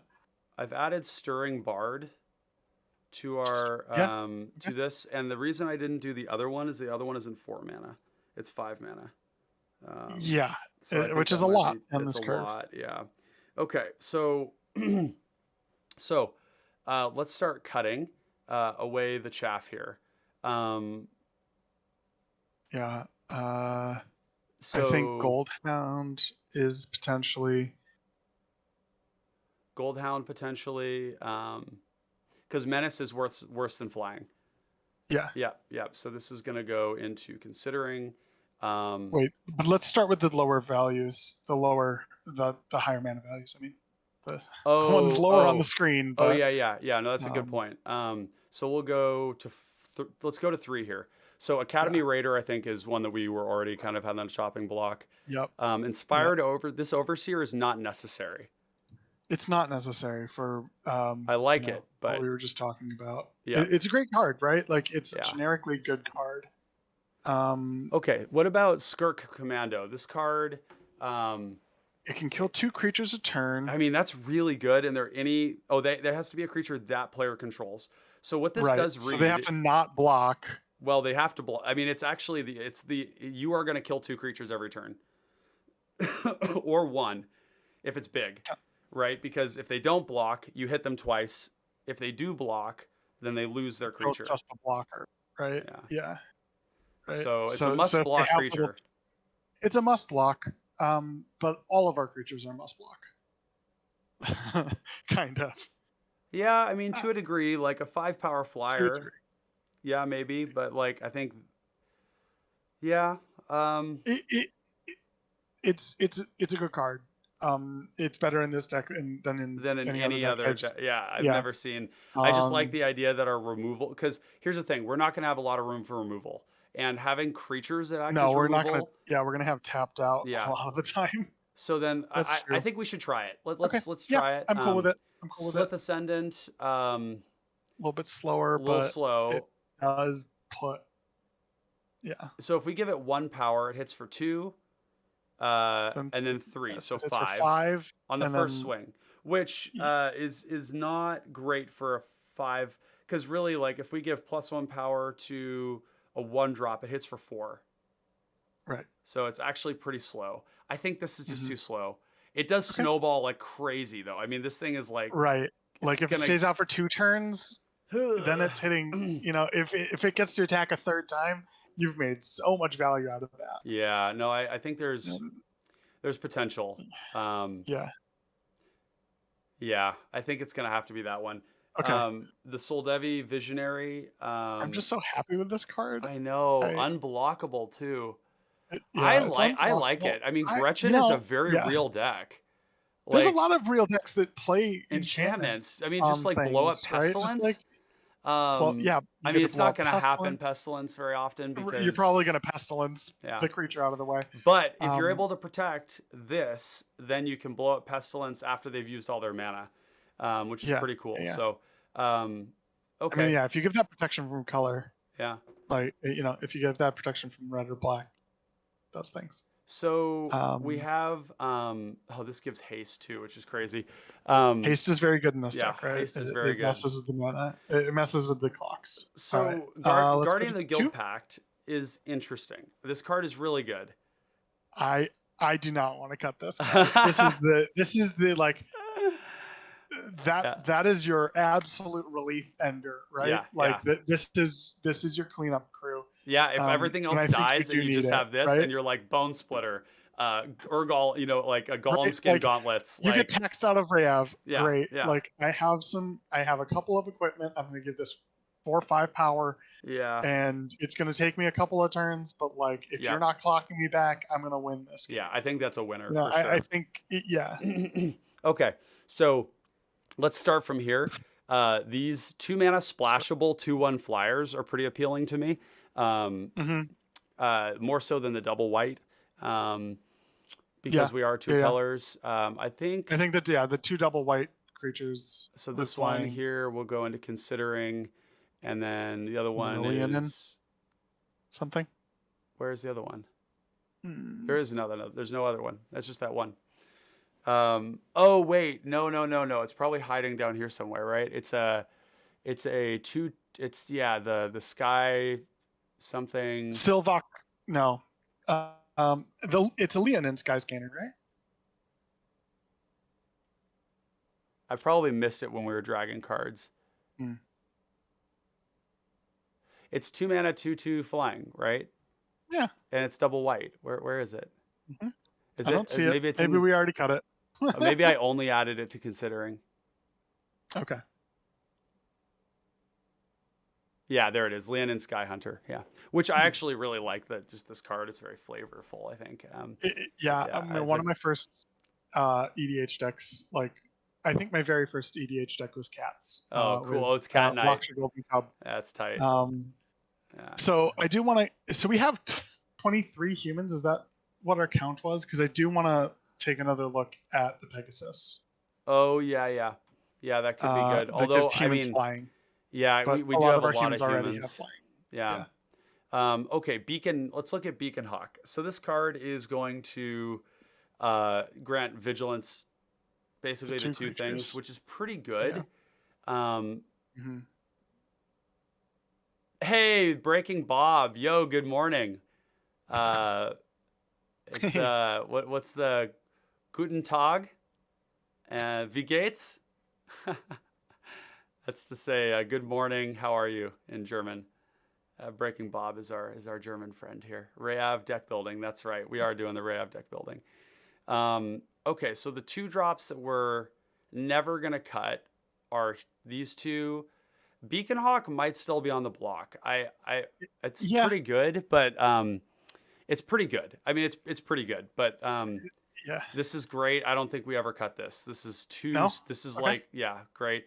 Burning Prophet, Yeah. same thing. Most of the Yeah. time going to be 2. Scrying is going to be really important. The Daring Skyjack is two mana 3/1 probably in a lot of Sometimes cases. not flying. Sometimes not, but probably most of the time, maybe 60% of the time. Yeah. I mean, 3/1. If it gets any power, it starts to get like a Bone Splitter on this is 10 damage. Mm-hmm. So or Aki Warpaint. Yeah. We do have Of like the protection creatures. yeah, the protection creatures. The 2 ground protection creatures, I think, are cuttable to me. Oh, thank you, At least Breaking the Bob. protection. He says my German is great. Mein Deutsch ist nicht so gut. Ich spreche ein bisschen Deutsch. Oh, aber nicht gut. toll. I'm sure this is making him very happy. I could see the smiley and the laughy face. So, are these generic like pro red, pro black cards maybe not good enough? I think maybe. I would almost I cut think- Sarah Disciple before I cut those though. Really? Mm-hmm. Maybe. I think that's often Because they have 2 or 3 unblockability, power right? creature. Against Certain colors, right? But then we just send them in Right. against those colors, right? right.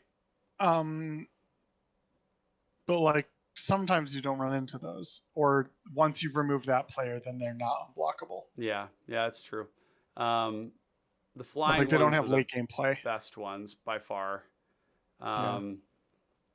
Okay, I think it's Mayhem these Patrol. ground. It's this one definitely, right? Like this one right here, Yeah, that easy. one's out easy There's another one just like it, right? with Pro Black. Should be. This one right here Right? can go away too. 1/1 Huh? flying Yeah. haste. No, Yeah, not good. not good enough. Yeah. What do Um. we think about the pingers?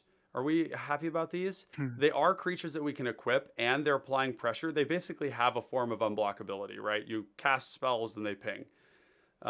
We have 42 artifacts right And now. we don't I mean, even. some of them are probably going to go away, I but mean, like, there's also Reckless Fireweaver and an Ingenious Artillerist. hmm I really like those kinds of cards because um, they like pressure you with nothing yeah, else yeah, to exactly. enable. If Like, you I mean, you need the things to cast. They also trigger off of the blood tokens and the yeah, treasure oh tokens my that we god, they create. do. We need to play those. Yeah, we need to play Yeah, both okay, of those them. are fire. Yeah. By the way, I Yeah. just bought a foil Reckless Fireweaver for my third path Iconoclast deck because Mm. I got some expensive cards in my pre-release, and I was able to play for free on both of them. And so Daddy got himself something nice. We Nice. got Ingenious. I got a few things actually. I got this in foil too. Okay, so let's go back and we're gonna bring. These are both like even at 3 CMC though. This is a 3-power creature. Yeah. Yeah. They're really really good. Yeah. I agree. Like not only are they attacking, but they're also pinging. hmm It's really hmm sick. Okay, so cutting Mayhem Patrol. Yep. Um, Skycrier, I think. It's definitely one on the weaker side.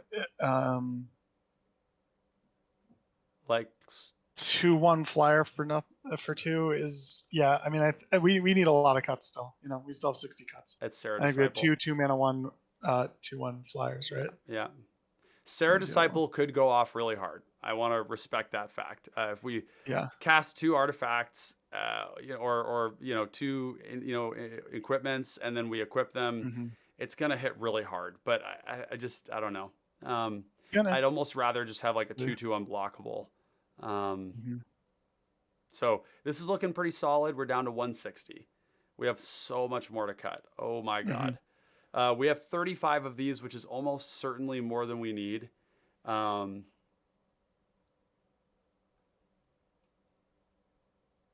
Oh, it's hmm untagged artifacts. Oh, this is a creature first and foremost. Interesting. Yeah. I mean, technically, yes, it is, but I have my friends inviting me to. Oh no, I'm not playing Dota right now. No, well, go away. My okay. friend just invited me to play Dota, and I was trying to click out of it, and it clicked it to try and start up Dota. I was like, no, don't do that. Squeeze Embrace, does this go away? Um. Sure. It's so I don't like cool. the card. How many? We only have 16 enchantments. I think Ethereal Armor is probably ending up Like not being. not in it. Yeah. Because how We many does could look at that gives you? That gives you 2 by turn 4, turn 5, something like Yeah, that. I mean, it's part of the funny thing about Ethereal Armor is like the best. Well, okay, Ethereal Armor is white though, and if you like look through this hmm deck, it's mostly white. Yeah, I mean, you can scroll down and check, see how much mana symbols are white. 50 63% or of all symbols are white. 63%. Yeah.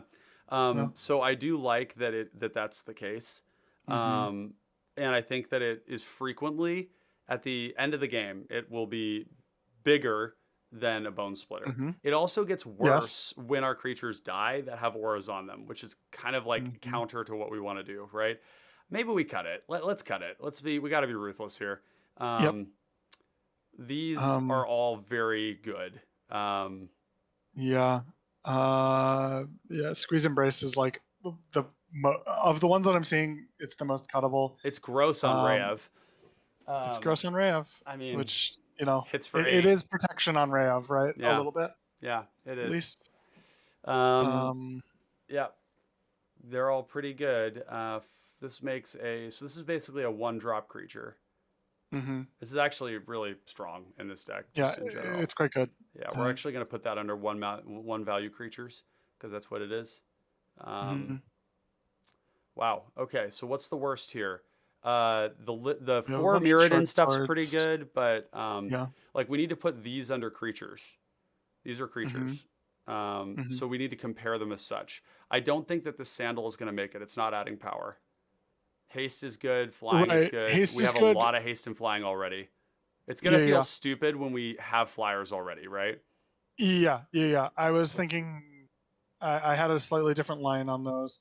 But because we're cutting 2 haste cards, I think that it is somewhat, or I think it is somewhat reasonable to put Strider Harness back in.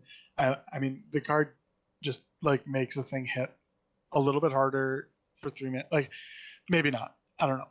Maybe I'm wrong. It's expensive. We could also Yeah. even be looking at Whisper Silk Cloak. We have so many hard to block creatures, and we have all this protection. I mean, this is for Reyav though, right? This goes on Reyav and Reyav alone. It does. Yeah, that's Like, true. that's what it's for. And therefore is like, you can't kill my Reyav now. Yeah, I I think kill that's you. we keep this.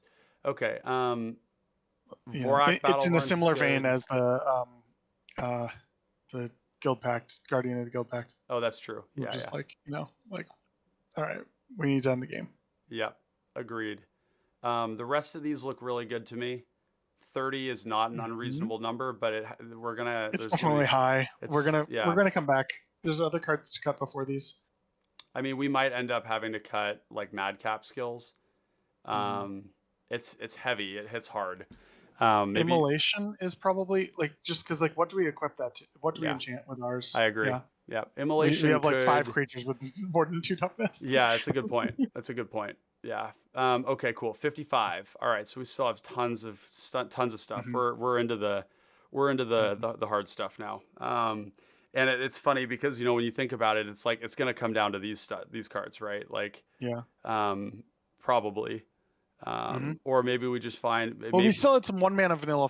Sorry, 1/1 flyers with just flying, right? that's We true. had Yeah, 2 or 3 of just those. flying. Just flying is So maybe. this is where we think about like is how important is that turn 1 drop? Hmm. And it So seems what's yeah? So our curve looks like turn 1 drop, turn 2 play an equipment and equip it is or our hope, play a 2 drop, or play a 2 drop. and then Um, maybe next turn we go like I feel like Reyav surviving the first time we cast her is somewhat important. So mhm. um It might be turn 3, play an equipment and equip it. mhm. Um, Yeah. and then turn 4. I think a lot of the time it's going to be Rev on I 4. mean, the funny thing is, this is where we're really seeing the difference between auras and enchantments, or sorry, enchantments Yeah. and equipment, is because it's a lot more expensive in those first turns.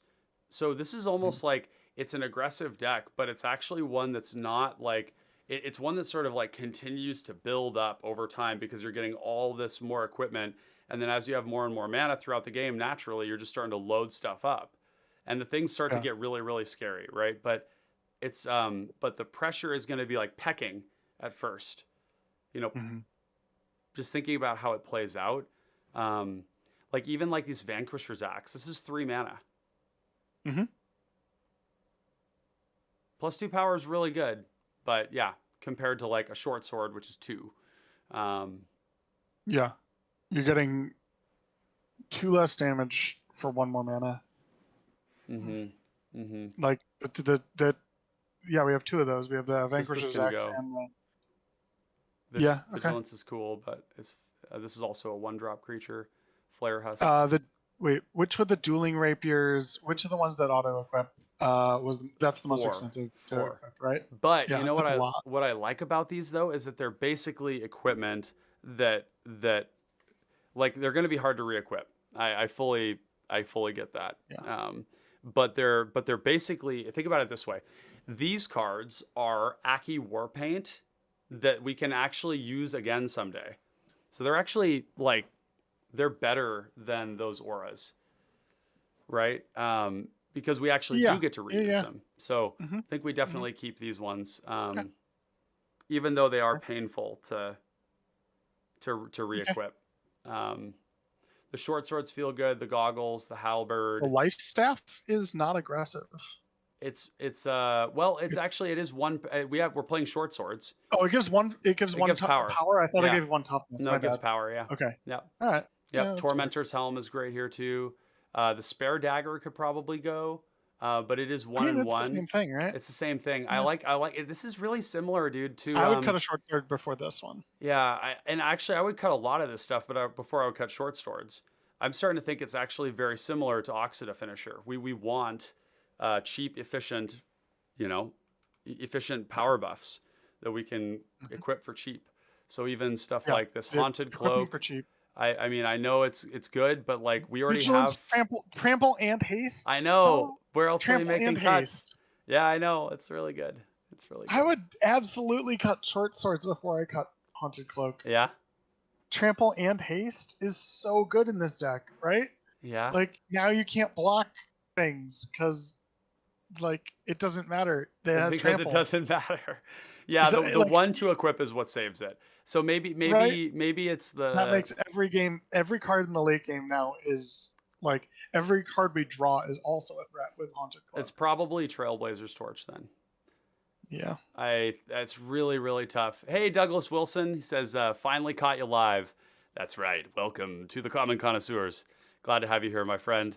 Yeah, hope you're having a stellar day. We're gonna pull this over here onto the side so you all don't have to see it. Yeah, we're trudging our way through this deck build. It's a challenging one. There's no doubt about that. We still have the Fleet Feather Sandals in there too, which I think you didn't like. Where's that? Oh, get rid of that. Yeah, get it out. Yeah. Because everything already flies. Yeah, the ceremonial knife is expensive, but it's so gives us good.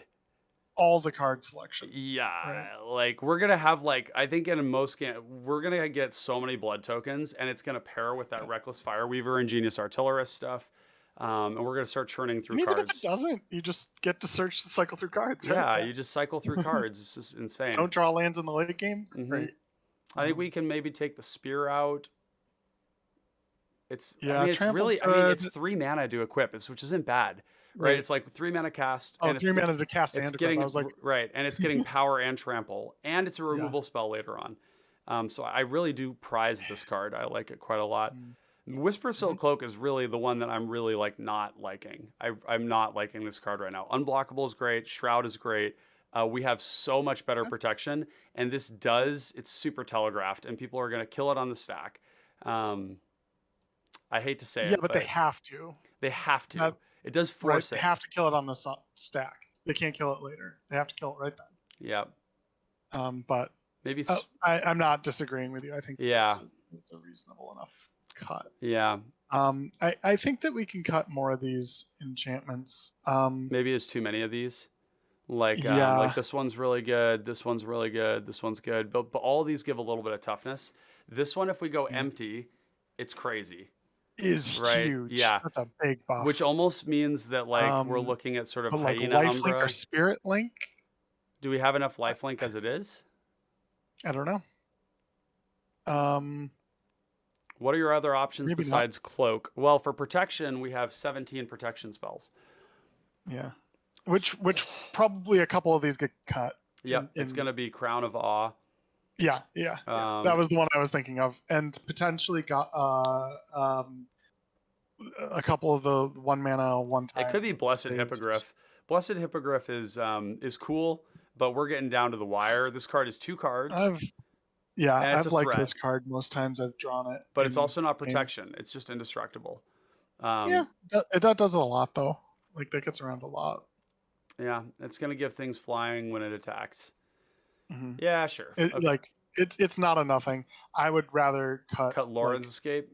Lauren's Escape, or because it's not protection. Right. And then after that, this is all looking pretty good. I really like Ephemeral Shields because of the turn cycles it opens up, where you can play out Reyav with a 1-drop and then cast this for free if you need. I think that's really strong. Where are our removal spells? So we have Lightning Spear. We haven't put the provoke creatures in there, right? We only have one of our 3 provoke creatures. Right. Yeah, that's what I'm looking for now. Reprobation. Yeah, reprobate. Oh yeah, reprobation in removal, because I just want to see what this looks like. Yeah. What we got? Blah, blah, blah, blah. We have spike shot. Okay, I mean, so yeah. provoke. We're talking about creature removal with removal, yeah. Yeah. Yeah, we don't have other forms of removal. Sawblade I mean, we Scamp. do. We have a couple of. That's the worst of the pingers. I don't love it. Yeah. It's only 1 a turn. It does have Yeah. haste, but. Yeah, but the other ones also ping on the same turn you cast them. So. Okay. So we have some random 1-drop stuff. Yeah. 1-drop unblockables. So the Simian Sling. Let's talk about this one. Yeah. This card, when it comes down, it is actually a creature, so it is not equipped, and it's a 1-mana 1/1 that it's a 1-mana 1/1. When we use it to equip, is that just so we're just casting it for 1 and then reconfiguring it? It's 3 mana to give something +1/+1 and some weird ability. It's not that good. It's not evasive. Yeah. The only thing is that it's both parts of what. But it can't be right. It's a creature or it's an equipment, but it can't be both at the same time. Yeah, it's not as good as Flare's right. Yeah. Although Flare's Husk is funny because Flare's Husk, Flare's Husk is funny because it's only a 1/1. It's only a 1/1 though. A double strike. Yeah, and it doesn't matter that it's giving itself its own double strike because it's just a 1/1. And if we were going to load it up with something else anyways, then it was going to have double strike anyways. So I actually think that Flare Husk sort of looks like a cut. Flare Husk is better than Simian Sling. I think that we cut Simian Sling first. Yeah. I like Flare's Husk because it does leave behind the equipment. We just can't take behind the equipment. We can only take the equipment off if we put something else on. So if we put an Aki, or if you're okay with losing the equipment, or you're losing the creature, right? Like, which is acceptable to give a 3-power creature double strike, Right. Okay, so we got to cut more stuff. What about the Infect? Is this a distraction? Or maybe.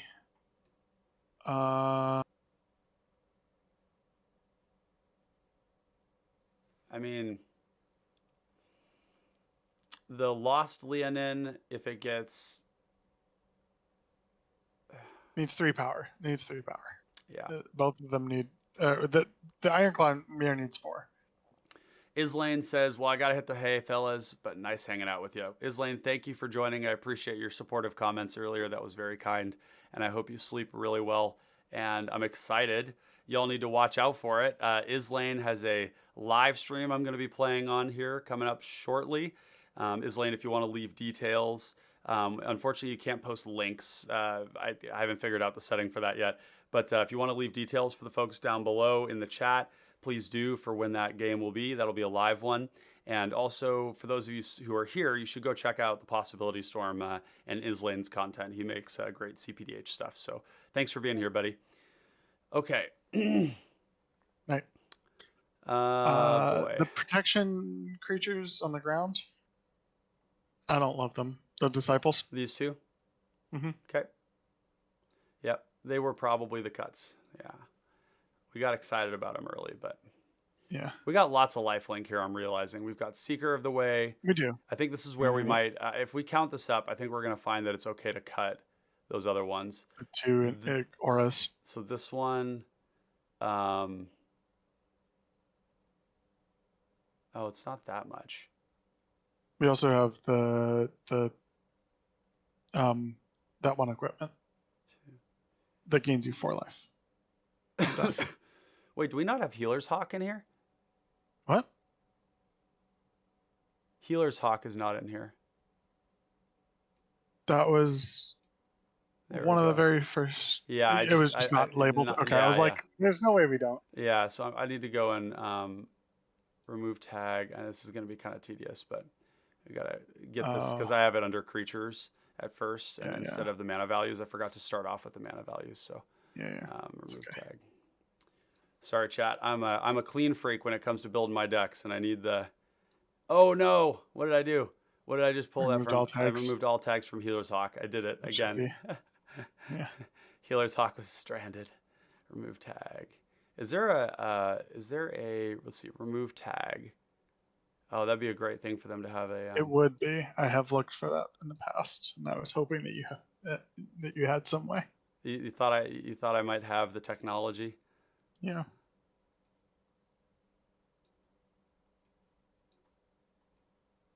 Boop a doop a doop boop boop boop boop. Thraben Inspector is gonna come out too. Yep. I don't like it. Yep, it's not good enough. Mm-mm. It's not good enough. I mean, we're at 146 cards. These cuts are going to start to get pretty agonizing. Yeah. We're going to be cutting good cards. But you know what, chat? Here's what you need to remember. When you're cutting good cards from your deck is going to be good.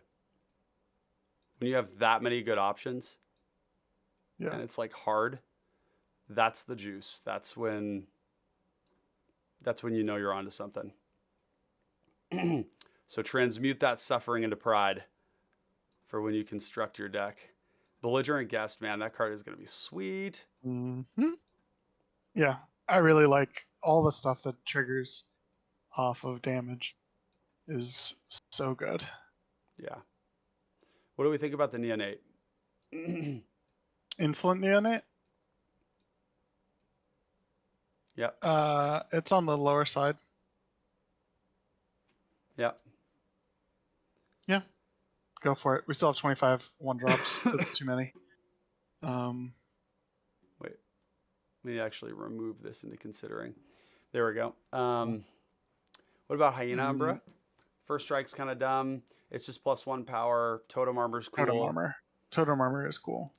These actually, we don't have a lot of lifelink. I was going to mention that. It's Do either give power? neither. No. Okay. Leave it for later. Yeah. Yeah, Sticky Fingers is cracked. Like yeah. And both of these hit super hard. We got Cryptic says, friends and I recently got into CPDH. Wanted to say we love the content here. Keep up the great work. Aw, Cryptic, thank you. I really appreciate you saying that. It's always really nice to get positive feedback on what we're doing here. We're very mission driven, and you're part of the mission. We want to bring folks like you into the format, but also to give you an opportunity to see what's possible. And I get to work with some really cool people within the CPDH community, because our Discord server is the largest CPDH Discord in the world. It's the largest CPDH community in the world. And so we get to, there's a lot of really cool people there, and Brewbear is one of them. We get to work with Derek, folks like Islane and all them. So yeah, glad to have you here. Breaking Bob says, Lifelink is really powerful IMO, so I would try not to cut it too early. That's what my intuition is telling me too. Like all of these here seem really good. And the reason I don't want to cut these 1 mana 2 power things is because I saw them work in DRC and they were so strong. DRC came down, it immediately became 5 power. In that case, 5 power. But in this case, it's like 6. Like they're cheap. They are very powerful. Hyena Umbra or Sentinel's Eyes is potentially the next cut. Sentinel's Eyes also comes back from the graveyard over and over again, which is great. And it is good, but that's what all of our equipment do already, right? Yep, that's true. So it's basically, so if you read it that way, this right here is exactly the same as Core Halberd. Yep. Except that no, it's the same. It's the same. You have to exile cards. Yeah, you got to exile 3 cards. Yeah, whatever. Two cards. 2 cards, which is doable. Yep. It may at some point not be doable, but like most of the time it is. I gotta say, it might be these cards that equip for 2. I know they're good. We like Darksteel Axe. We all this stuff, but like 1 to equip. Darksteel Axe and Vanquish's Axe were my next 2 equipments. Where's Darksteel? I think it's untagged. I think we put it in. It was one of the first things. Yeah. Okay. This section is still very swollen with stuff. It is. Yeah, we should get that down to 15. We need to find 6 cuts in this section. Okay. Yeah, 6 cuts. Winged Guard is We An can't attack ever for cut this. We 4? can't ever No, cut that's this. so too much. That's so dumb. Um, Wandering uh, champion seems really when strong. it It's deals like combat, I mean, that's a lot. double loot and it's +1 power. And, Like, it's 3 power yeah, creature too, right? give Like this that's 1 not. power, it hits for 8. Yeah, Loots twice.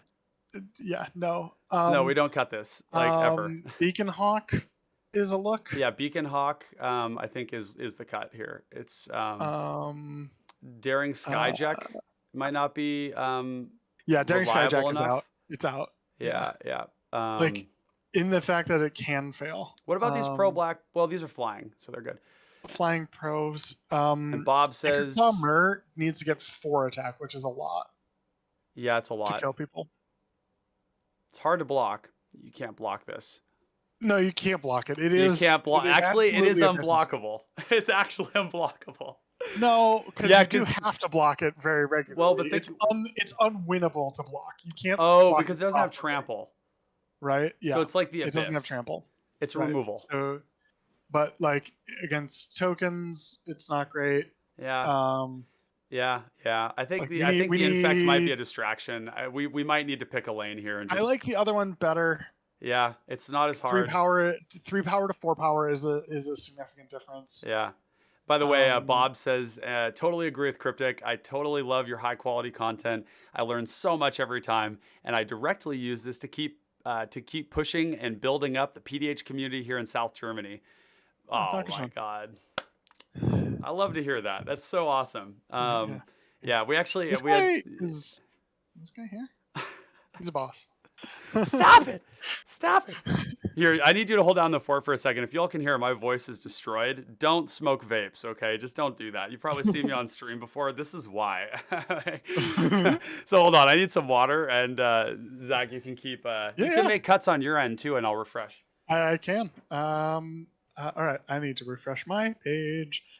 I think that I need to sort this with tags. This is what I think. And we still wanted to make 2 or 3 more cuts in this section of 2 drops. Yeah,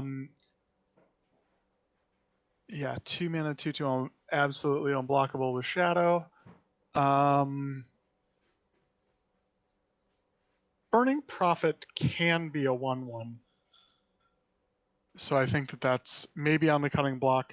And maybe one of our flyers with protection, meaning the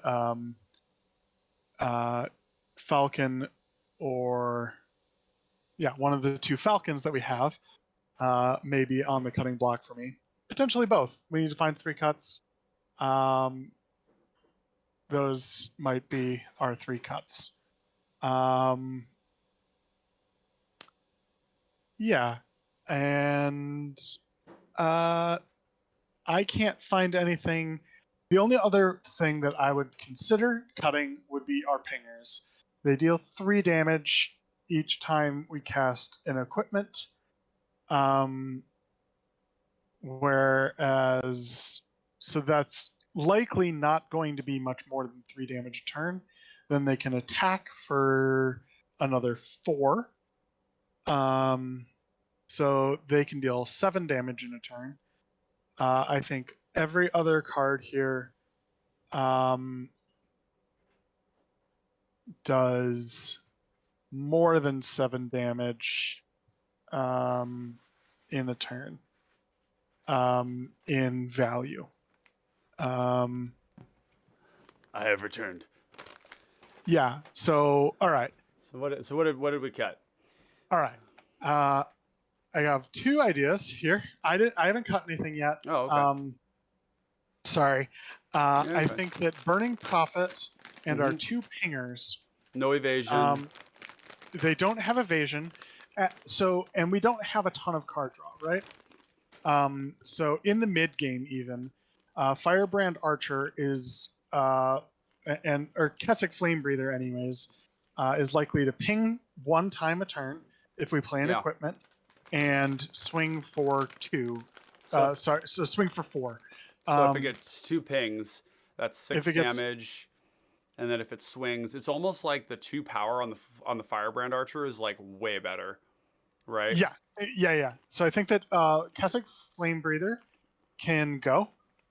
I think that our 2 protection flyers, I like the black one better than the pro red one. Damn, dude. Half of our deck is non-creature though. That is 30 Oh yeah, and we're 3, gonna find 20. cuts there too. We still have 41 cuts to make. Yeah, that's true. That's true. So and in we fact, can look at actually, that next. it's almost like the creatures that we would the pingers we would rather keep are the 3 and 2 power ones, right? Yeah. Because they just hit that much harder. Mm-hmm. Ouch. Okay. Burning Prophet. That gets us down to 15, so we don't need to cut any more out of here. All right, we're good. All right. Oh cool. yeah, the birds with protection is what the Bob birds with mentioned. protections. Oh. Were, Yeah. Okay. Let's do it. We're gonna get +1 ruthless. power. That's down to 13. That was a really all right. I mean, great. Thank you. yeah. Yeah. We still have. We're gonna cut 1 drops down to 20. That's the minimum. We still have 2 1-drops with just flying on them. Yep. That's this the only one word here. on. The 1/2 might be relevant. Suntail Hawk. Oh, probably Yeah, not though. We've got there's a number of 1/1s. Oh wait, Thraben Inspector goes away. Oh yeah. And then the Lantern Kami. Kami. Yeah. And then the Kite Sail Scout. So down to 19. Okay. Cool. Okay, that feels good. I don't know that we want to cut too much more out of there unless it's a Flare Husk, which I am open to cutting. I don't like cutting Flare Husk. Okay. I think the Flare Husk is solid. That one does do both halves in the right way, right? Do we like Ginger Brew? It's a no, taxed unblockability, right? It's taxed unblockable. Like everything's already so evasive that no, I don't like Ginger Brute. What about Beloved Princess? Even Skirmisher. Can't be blocked by power creatures power 3 or greater. So that means it never trades. It never trades, right? It has lifelink and it never trades. Oh, it's always gonna eat small stuff. It's always gonna eat. Oh, that's no, really it's always good. gonna eat the big things, right? Yeah, it can't be. Yeah, it's always gonna just eat the small things, right? No, it's power. It's power 3 or less. I would rather have a flyer. It has lifelink. Is my consideration there? Is that So it only eats the chump. It only eats a chump, but it always eats. Like it a lot of the time, you know, always eats the chump is not a good. It always eats the chump is not a good argument for it, right? No, I mean, if they don't have a chump, they can't block it. That's right? true. They just take it. That's a right? good point. Sometimes, like Mayhem Devil just doesn't have any way to block this. Yeah, right. Like, you know, if you're not making tokens, if you're not a token making deck, you can't block this. Yeah, yeah. Most of the time. I think it's quite good because it's lifelink and we were a little bit strapped on that. All right. Okay. What about the Visionary? It's such a spicy card, and it's such an amazing piece of tech right now. It legitimately does a lot. There's a lot of instances where it's going to do nothing. No, there aren't. It's a 2/2 shadow, right? Well, there. Okay, like, so no, you're nothing. right. You're right. No, that's true. Right? It is unblockable. It is. It's an unblockable 2/2. Yeah. So not that nothing, can have double but it will never do nothing, right? Right. And there are some instances where it won't do enough. Yeah. And it'll feel bad. And there's other times where it will straight up end the game for a player, or it'll eat a counterspell. Like. Yeah, they have to eat a counterspell, eat removal, and fight us on removal. And other players are willing to save it. Right? Yeah. So, like when somebody casts Cleansing Wildfire or Boomerang on that land, everybody's down with that. Yeah, everybody else is like, this is what needs to happen. They're cheering for you, have this happen. and or they're contributing. Yeah. Right. Because like there's so many decks that it doesn't do that much against, right? Like Mayhem Devil doesn't care about this card in the least, No. right? It's like just Pestilence and Oubliette that it's gonna Yeah, not eat. much. That And is like like the impetus cards maybe, which we don't have in yeah, the deck but, yet, like, by the way. I don't think we want their removal that pushes damage. The But white one gives a buff to our team. so what? Yeah. Okay, I need to look at these cards then. Mm-hmm. Yeah, the impetus cards are actually like wildly underplayed in Pauper Commander. When enchanted creature attacks, each other creature that's attacking one of your opponents gets +1/+1. Okay, so we can enchant our own creature. Yep, and we can And it also has hit to our attack, opponent's right? creature. Okay. So and actually like if the enchanted creature attacks, so it's an attack trigger, not a damage trigger. But these are removal. They take a Right, creature right. and they help, and you get your opponent to attack your other creatures, your opponents as well. Yeah. They're both it's removal really that pushes good. damage. They're also auras, right? Like, Yeah. I dare say that we probably have to play these two. We at least Marshall. Yeah, shiny impetus maybe less so because the treasure is less important. Let's just play Marshall. Marshall is synergistic in a lot of ways, right? +1/+1, and then giving it to our team is really good. Yeah, giving 2/3 creatures with double strike +1/+1. It's really good. Yeah. Yeah. Or putting it on a Dargo and being like, yeah, have at it. You like, guys deal with it. That's your problem now. These impetus cards are crazy when you put them on other people's stuff because that's when they're good. Yeah, because then your opponents have to use removal on the card on another person's card that you spent like it directs the attention. You're getting a elsewhere. 1/2, right? Yeah, You're getting a 1/2. That's right. So Breaking Bob says good. you have enough flyers, it keeps the board kind of clean and gains you a ton of life. I'm with Brewbear on the Princess. Awesome. Cool. I think Martial Impetus is great. We could tutor for this as well. Yep. Okay. We're making good progress here. 131. I need to refresh. I'm like, what? I know, right? Okay.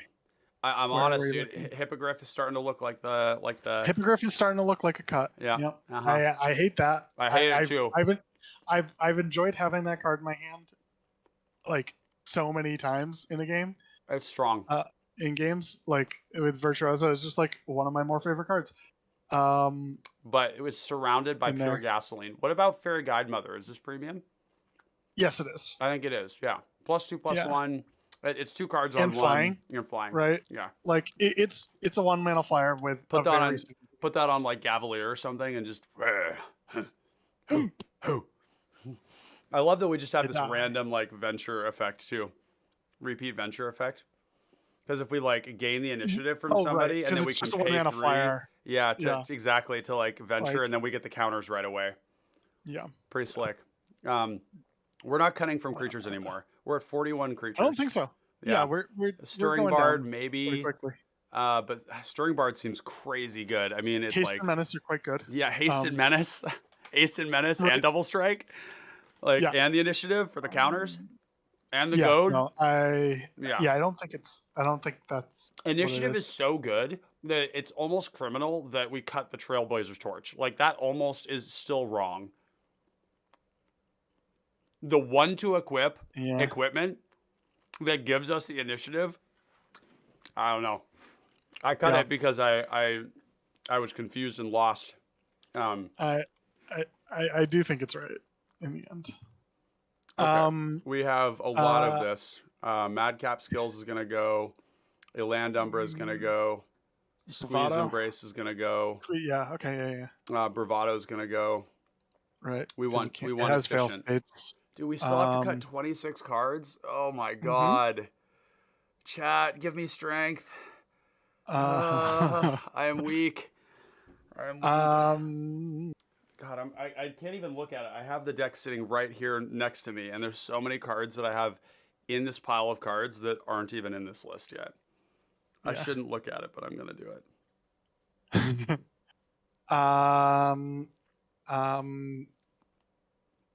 How big we are we don't have gonna get this Ardent Recruit? Fuck. Okay, there's a couple of cards we're missing. Fuck, no. What have I done? I should never have looked down, chat. This is bad. Ardent Recruit doesn't have evasion. Huh? Every other one drop we do has evasion. Yes, but Ardent Recruit is a 3/3. Uh-huh. And Court Homunculus is a 2/2. It doesn't have evasion. You're right. Mm-hmm. Oh my god, we don't even have Tethmos High Priest in this deck.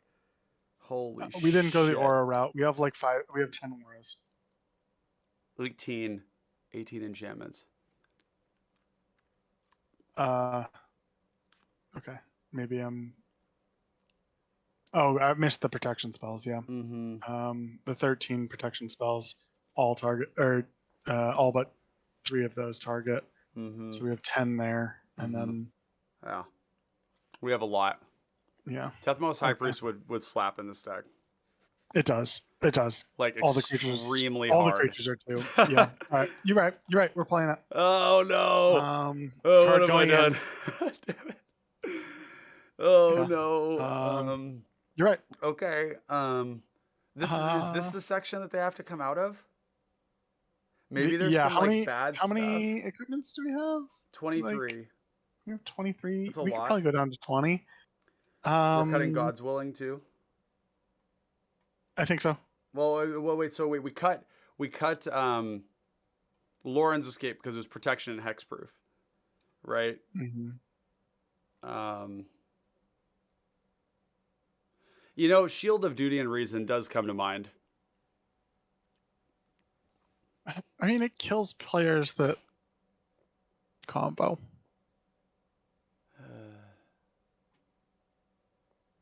Yeah.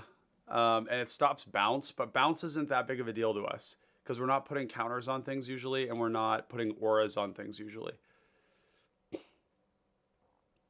I mean, it's like protecting Reyav from removal is good. It is. Right. It's mostly a card for Reyav again, which is cheap. Fine. Just invites. It's cheap. It just invites such. It invites people to do things to us.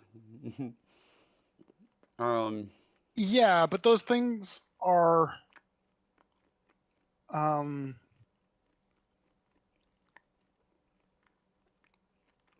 right, like those things naturally target us anyways. Yeah. Right? A lot of those things, like we're an aggressive deck that's probably not able to solo kill a combo deck before they go off super consistently. Yeah, not without just some disruption. We'll probably have to turn behind them. Honestly, it's really looking like Whisper Silk Cloak and Haunted Cloak. Everything else is 1 and 2 mana and 1 or 2 to equip. And these are like outside of those parameters. But we could also cut some short swords. We could cut Spare Dagger. We could Spare Dagger is better than the short sword. Like the plus leather armor is potentially a cut. That's a good point. It's a cheap equip, but it doesn't add power. Yep. All right, that one's gone. Power is all that matters here.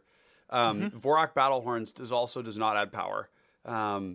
It is cheap to equip, but it's trample and menace, or trample and it's menace. evasion, right? It's evasion, which we built creatures to do already. So we don't need it. Yeah. No, I think that's right. I would be very upset if Haunted Cloak didn't make it into this equipment deck. Like, it's the best equipment in, like... No, I totally get it. Like, it's like, yeah. It does way too much. I don't think... I would not feel... Did you all hear that? Haunted Cloak is the best in these colors. Colorless. No, color. Boros, is the best equipment in this colors, is what I said. I said equipment. All right, don't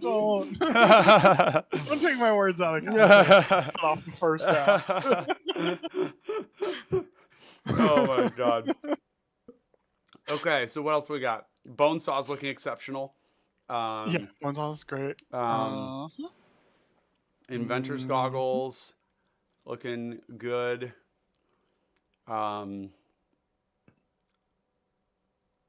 Wow. All right. Dude, there's 25 cuts.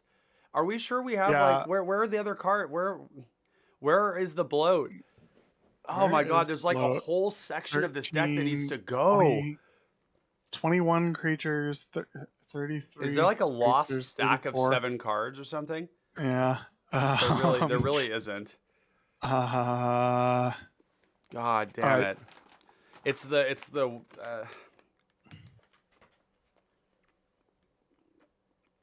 okay. Belligerent Guest, Spellgorger Weird, Spike Shot Goblin, Gold Spike Shot Warden's Goblin Helm. gone. Spike Okay. Shot Goblin. Get it out of here. Yep. All right. Alex says Hyena Umbra and Life Staff. I'm in support of Life Hyena Staff? Umbra. I'd cut Yeah, that. Life Staff is still just a short sword that can gain us life. Hyena Umbra, get it out. Mm-hmm. We can cut another short sword instead of Life Staff, right? Yeah. So the stupidest looking one is just definitely the which Honed one don't Kopesh. I like the most? I hate this. Yeah. I hate the way this looks. Okay. Out. Get it out. Get of it here. out of here. Okay, so Adventurer's Goggles though. Why wouldn't we cut that first? Because it does equip for free onto It equips to Reyav, free to our commander, which is nice. and And it's nobody only else. 2 to equip, so it's not. The auto equip is going to be really nice. Once this gets in play, is. every time Reyav is cast, she becomes a 3/4. So, Is Reyav female? They have a sorry, beard, it's a bearded dwarf, but that really doesn't tell you anything. right? Like, Sorry, no, I'm not sure. no. Reyav is. I think Reyav is a male. Okay, I also assumed that, but because there are unbearded female dwarfs in the game. You know,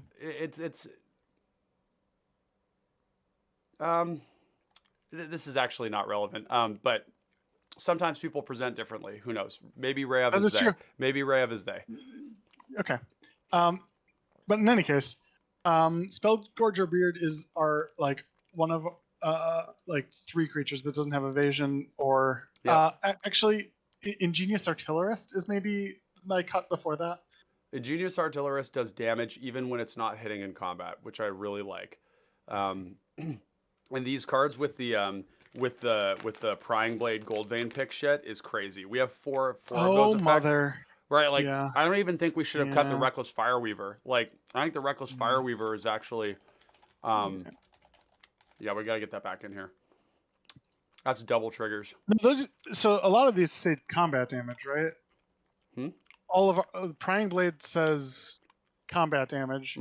Ceremonial Knife is combat damage To players, mostly players. The only one that isn't is blood knife or whatever, ceremonial knife. Right, but it's still combat damage. It says combat damage. Still, Oh, which means yeah. they don't get it off the pings. That's right. Yeah, so yep. I'm cool with I'm not unhappy about cutting the pingers. Some of the pingers. I think the ones that have I like the ones that we cut. The only one I don't like that we cut was the Reckless Fireweaver because it's like multiple triggers per turn with any one of those, right? Which is a lot. If you get 2 treasure triggers, oh, you're that's saying 6 with damage. treasures. Yeah. Okay. The repeat treasure thing along with our other stuff, right? Yeah. Is nuts. Like I don't think it's going to trigger more than 2 times in an average turn.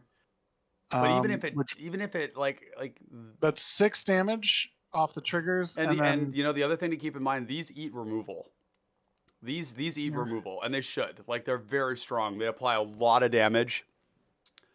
I like that they're they're just so good. I would almost, yeah. Oriox Sunchaser. Are we reliably going to have 3 or more artifacts with Sunchaser?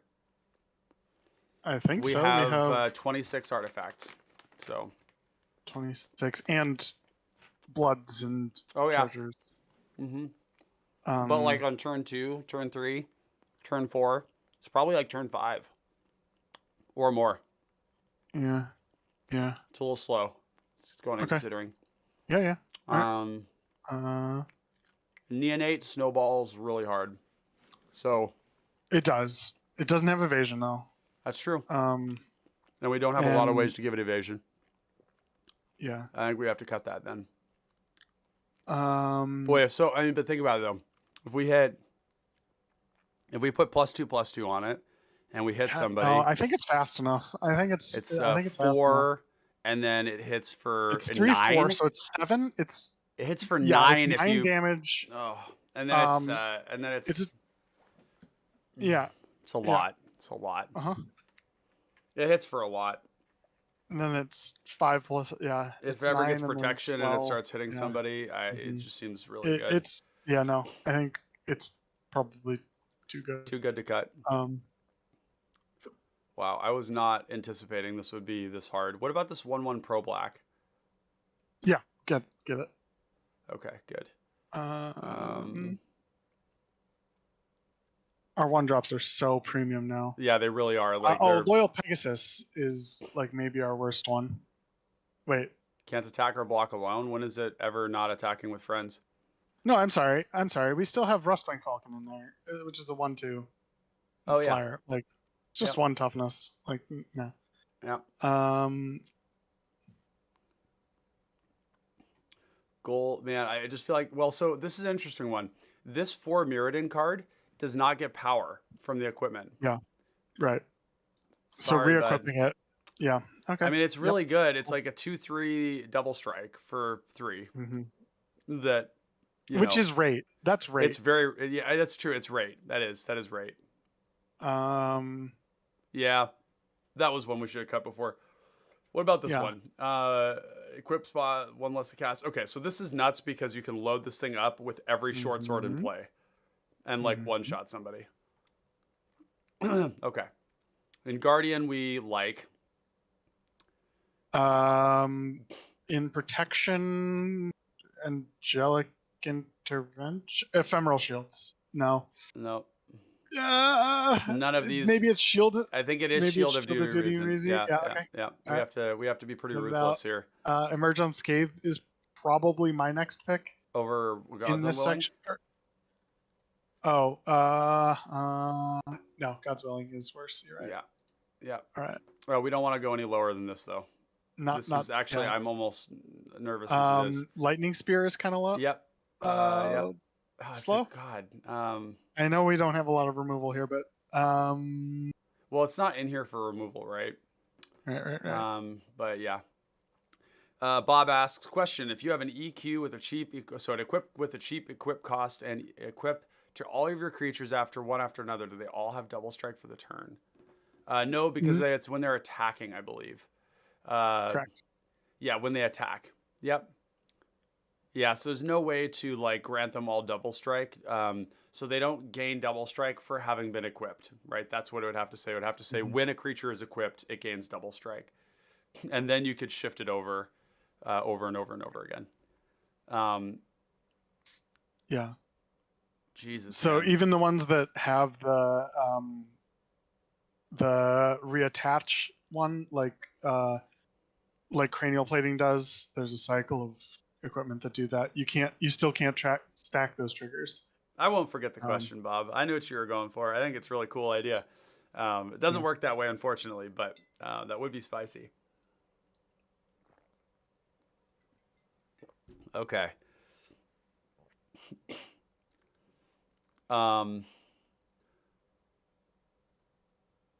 Yeah. This one counter on it is good. 15 cards, dude. 15. All right. Dueling Rapier. Rough. It's kind of funny because Ceremonial Knife and Prying Blade and Gold Vein Pick are all kind of expensive-ish to play and equip. But they get double so triggers. Nuts. They get They're double so triggers. crazy, yeah. Like you can't you can't argue it. Like getting ahead 2 treasures. Like you ever see a Malcolm player get ahead on 2 treasures? It's nuts when they're like start swinging with. It's a lot. Yeah, it's a lot. Alex says, "Do we need the pingers? They're pretty meh after his hand is empty." I think you're right. We've cut a couple of our pingers already. Yeah, the 3-mana one. Probably right. This is probably where they come from. I'm so sad. Yeah. I'm so sad. Oh. Fuck. Oh. You know it's going to be visionary. You know it. I know that you know it. Okay, fine. I hate it. I want. You're right. I want to play this card. Like you're right. There will be blood. We're both gonna suffer here, and it's not because I like it, but because it has to be done. Gosh. What was this mental health thing again? You said Yeah, something about something mental health. Oh, Chad. Think turn 7 when your hand is empty and you draw it off the top. That gives the strength to cut. Yeah, okay. So you're saying on turn 7, if you draw a pinger, it does absolutely nothing. Fair. right. It is Yeah. just a body. Yes, that's a good point. Very good point. Yeah. A body that probably can't attack unless it's equipped. It does make me I sad. I think having an equipped. That there's a lot of creatures we're Well, cutting that do really cool things, you know, and I agree. but like these 1-drops are important. They're really important. Yeah, it is. Like It is really important to this have is an the difference invasive between 1-drop on 1. yeah, this is the difference between a good deck and like the casual deck where you maybe like have all the cool creatures at the expense of a good curve, right? Mm-hmm. I think that we have a couple of reasons to cut Sentinel's eyes over a short sword. Okay. And it's because it's not an artifact, and it doesn't go off of Gavalier. It like there's a couple of things that Vigilance though? we just cut all of our things that cared about it. Never mind. Never mind. I'm Never just making mind. it up. Okay, so Crystal Slipper. Sure. Haste is cool, but it's Wait, 2 mana. wait, haste is great. Haste is great, but it's 2 mana, bro. How many? We have 1 haste equipment in here right I now. know it's Boots of Speed, but Boots No, of no, Speed is the no. only good one. No, it's not. Crystal Slipper is great. I would cut like goggles. Okay, before goggles. That's fair. Like I've been thinking about goggles, anyways. I gotta go find the slipper again. All right, yeah, main deck. no, I mean, slipper. haste is like super good. Slipper's still Like, probably it just- gonna come out though. I cutting short swords before slippers. Absolutely. Haste is so insane in this Okay, deck. short sword comes out. We get to keep the Leonin Scimitar because it looks cool. Okay.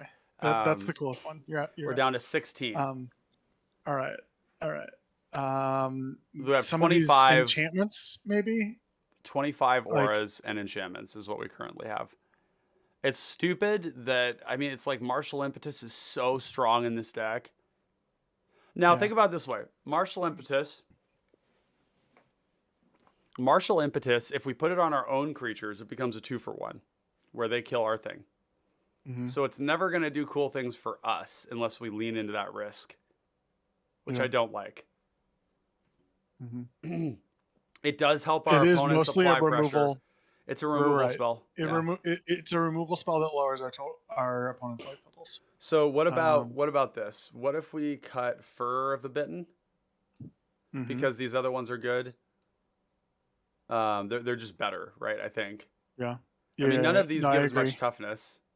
This one does give toughness. We're always attacking anyways, right? Double strike mostly gets rid of the toughness problem, apart from the board wipes Apart from that board wipes. exist.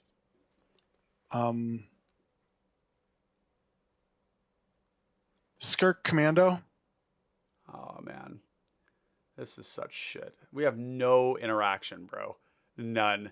We are literally just like You're right. It's You're just right. like Boros. That's too greedy. Boros It's too greedy. Unga Bunga. Just Too like greedy. It's too greedy. You're Oxida right. Finisher has like 4 times as much removal as this. You are correct. But I don't even know. I mean, maybe Reyav doesn't do that. It's just I hate it when people play that game. When people are like, "Oh, it's somebody else's problem." It's like, fuck, dude. Yeah. Like, okay, Guardian's really cool. Guardian's really strong. Guardian's 4 mana. Guardian ends the game though. Like, Well, yeah, but we've got a if whole. we start to lose, you know what we also- start to lose, how do we win? Like, how do we ever? You know come what back? also ends the game? We have all these creatures here with all these chickens. We put all these You chickens. keep on trying to them. cut the things that let us come back. The haste and the I know. guardians. I know. We can't really cut on protection, I don't think, unless it No. was Whisper Silk Cloak. Yeah. I'm gonna do it. Sorry. It might be Lost Leonin. Yeah, Lost Leonin. Yeah, Yeah. it sucks. Like, Bye-bye, I thought it was a Infect. cool idea. It is. It's very cool. You're not wrong. I like it. You know, of just like, hey, you have to kill this or it kills you. is We have a cool Battlefield opportunity. Raptor is just a 1/1 with first strike, which doesn't matter, right?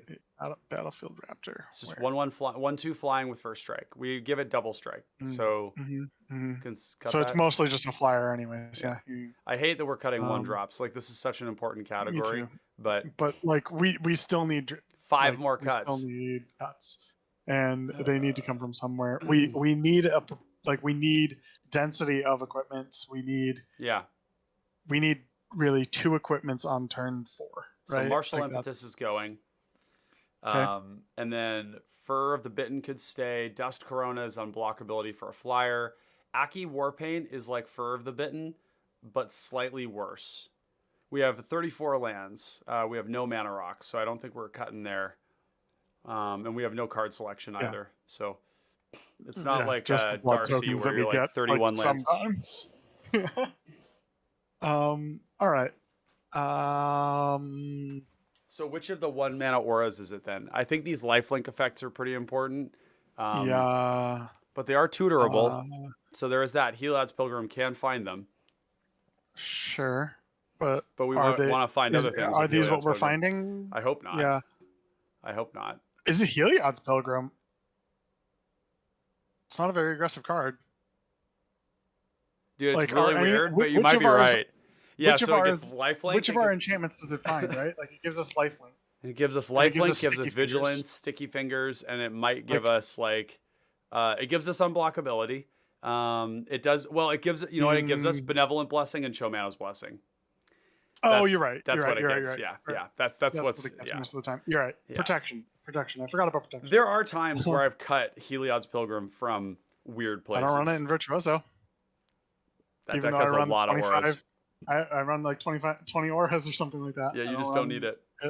It's 3 mana. That's too much mana. Too much mana. Fur of the Bitten's coming out. Cool. Bye-bye. Okay, bye. And then, because I think the upside for Taste for Mayhem being +4/+0 in a deck that probably goes is Hellbent a lot. is really good. Yeah, we do go Hellbent. Yeah, right? Yeah. Like, what's our curve right now? Like 3? Yeah, our curve is at the bottom here. Yeah, I mean, average mana value in the deck is 1.04 with lands and 1.56 without. Okay. Very low. That's lower than Oxida. That's very low. And we have to cut 5 more cards. 3 more. So 3 more. Lower. You're right. Sorry, I have to refresh. So it's getting lower, right? By so we could, we could cut a land. We could cut 1 land. Yep. I think 33 is okay with a curve like that. I didn't realize it was so low. We have to redo our split of basics. Yeah, we'll get this all worked out. That's always the last thing. 2 more cuts. It's probably like Ward of no. Mirrodin. The auto equips. They're quite good. They're really good. They're honestly quite good. They're really good. They're like the cards. Wait, where is that card? Mirrodin Blade. It's in Untagged Artifacts. Is where I'm seeing it. Oh, yeah. Mirrodin Bane Splitter. Yeah. I said Mirrodin. Sorry. That's fine. I just wasn't reading the card properly. We could also Aspirant. Which one is that? The Blade Graft Aspirant, which is dumb, but wow, it comes down after most of our equipment. It does. It has built-in evasion. It equips itself. It makes our equipment cost free. It makes our equipment cost free. In fact, it makes every equipment some of these are 1 red. It makes 1, 2, 3, makes all but 2, 4, 5, 6, 7, 8, 9, 10. It reduces the cost on 10 of our equipment, which is not as good as I thought, to be honest. Yeah, but it does load them up for free. It does also load them up because for free. how many of these load up for free? 1, 2, 3, 4, 5, 6, 7. Most of them. Yeah. All of them have colorless. Skin Gauntless, insane. Yeah. Because okay. Okay. All right. I'm wrong. All right. That's fine. And then we have Tethmos High Priest is I think we agreed good. It gets back our commander. 25 creatures. It gets back our commander in addition to 25 creatures. It's really, really good. Pretty darn good. It's pretty Yeah. darn good. Like Tethmost almost becomes a proxy for our commander. We play this, and if our commander dies, that's fine. We literally reanimate it before combat. Mm-hmm. Somebody goes like, before combat, I kill your thing. And I'm like, okay, once that's resolved, bring it back, give my trigger. You know, like, yeah. Breaking Bob says could also be a really good PDC deck, just swapping the goad card. Oh, absolutely. Yeah. I think it would do fine. You'd have to play probably more removal, and you'd lower the curve even more. Right. Yeah. Okay. What other cards here suck? There are none, is the answer. Skirt Yeah. Commando is Right. starting to look like maybe the cut, but honestly, for me, it might be like Stirring Bard is on the block too. Maybe we just get initiative from other people. Stirring Bard. Yeah, that's sad. somebody It's so else's fucking to make sad, but happen. Like we're super happy when it comes into the game, but we don't have to spend 4 mana. What's our average lands per opening hand? 2.31. That's actually pretty good. Can we cut a land? All right. Probably. You know what we're gonna do? Probably. I am making elective decision, and I don't often do this. Don't do this. 32 lands. Don't do this. Okay. Yeah, we're going to 32 lands. All right. Now we are at 100 cards. Good Lord, that only took us 3.5 hours. Holy shit. Yeah. Well, actually, wait, no, that's not true. It didn't take us 3.5 hours because we had started streaming but weren't live for almost an hour, so 2.5 hours, which is about normal. Yeah. You all are very patient. These streams are long. They're not easy. There's a lot of consternation when it comes to how do you make cuts in a good deck. And hopefully they give you like good reasonings into why we did things, so that if you want to build your deck differently, it gives you guidance on how to do it. Yeah. Without. It's about process. I think that's really like the big process focus here, because it's educational. It's not, like we're not like, I could do a deck tech on these in like 10 minutes. Right. But and maybe I will do that in some cases, but the goal here is for you all to see what we're doing. So, as Alex Scott says, yes, be a man and cut the lands. Demonstrate your manhood and cut the lands. That right there gets a pin. Pinned comment. Okay, so we're gonna. My poor heart. Yeah, you're my poor heart. We're gonna take this through on a spin, and we're just gonna assume the lands that we have our mana correct. Okay, this is our second hand. Because they should mostly be white. Oh, that's down to now. We're going down to 5. Oh my god. Oh boy, this is not a good start. We cut the lands, we celebrate the cutting of the lands, and then we draw 4 hands with no. How many lands are we supposed to have in the open average? 2.26. Yeah, right? it's like that's. I think this is bad luck. Yeah. This is fine here. So these go bottom of the library. Bottom of the library. Okay, draw this prying blade. Go. Land. Creature. I think we play the Acolyte just to be able to hold up protection for Reyav, right? No, the Acolyte's gonna die. I would play out the Neonate. Because the earlier you play it, the bigger play out Neonate. Yeah, okay, cool.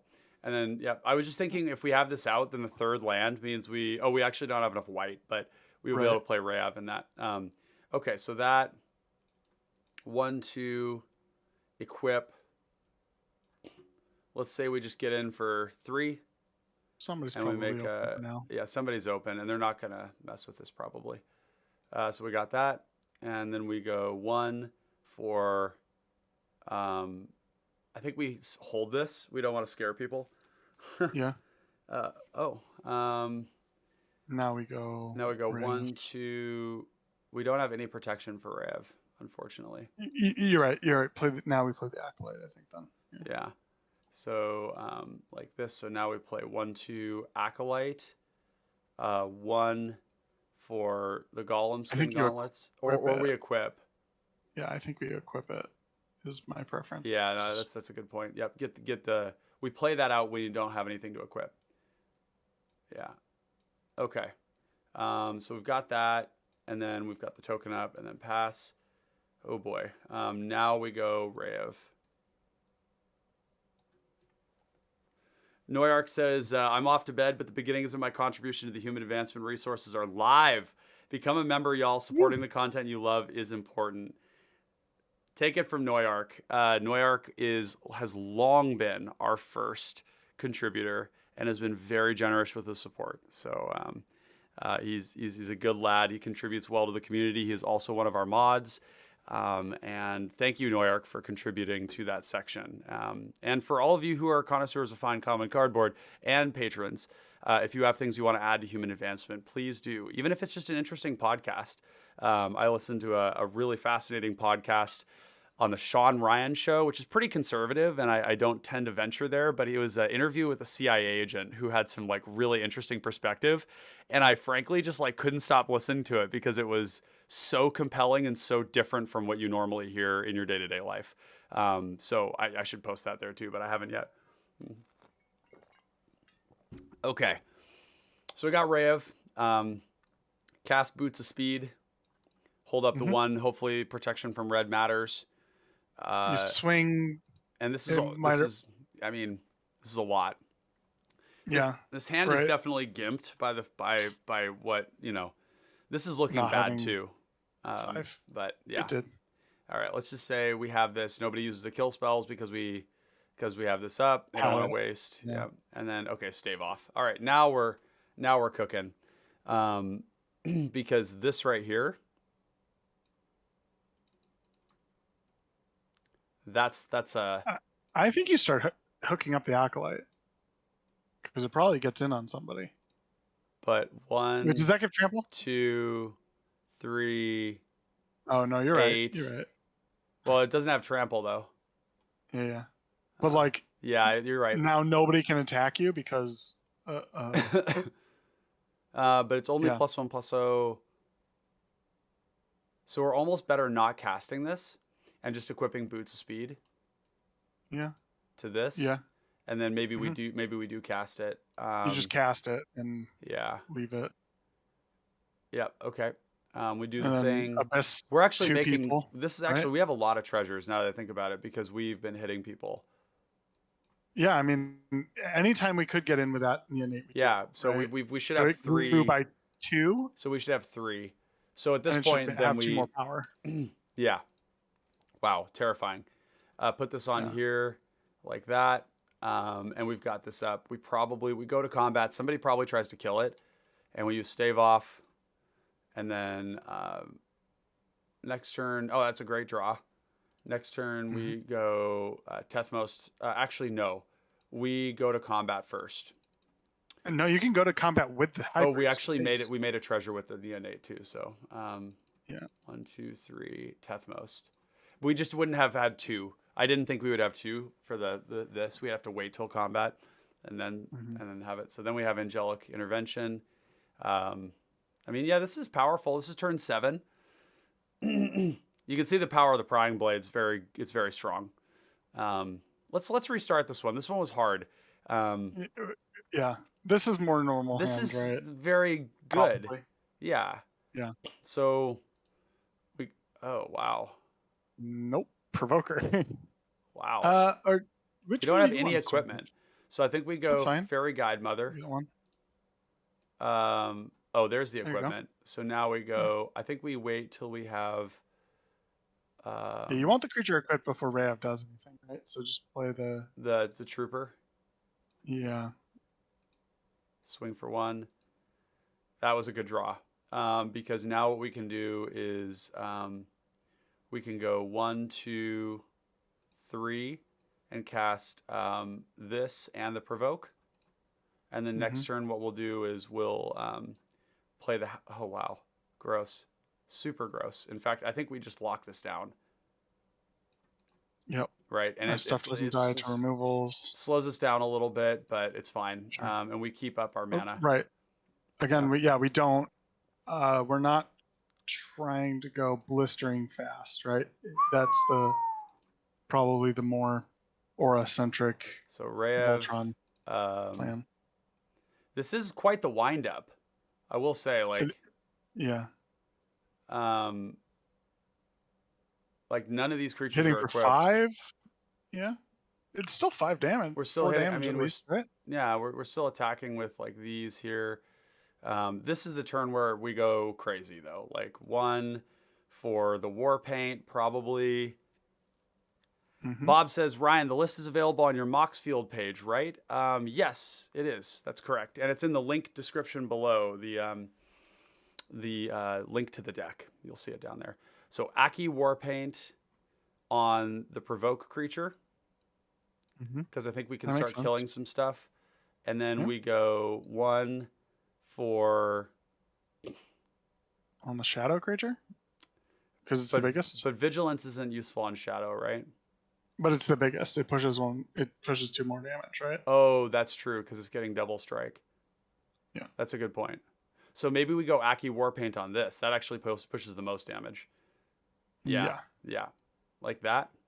And then we Benevolent Bodyguard, probably. Yeah, we could run it out there. Yeah, it's basically the same as having a mana up for one of these. Right. And we go to combat. This thing a card sometimes, but yeah. Provokes and kills something. This thing hits for 8. Yeah. 8.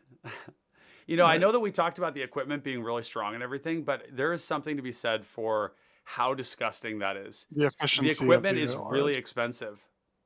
We're seeing this demonstrated. The auras are just cheap. They're really cheap. The auras are much more efficient, right? An aura build is more mana efficient. You need a lot more protection spells, though. We would need to go up to 25 protection spells, probably. 25, whoa. 20 to 25. Yeah. We would need at least 6 more. 6 or 7 more. Yeah. Okay. So this is cool. We probably have to like sack. I mean, I don't know if anybody even tries us though. It's like we've got. Yeah. I mean, you got protection from red and black for mana. And then so yeah. Oh geez. Sheesh.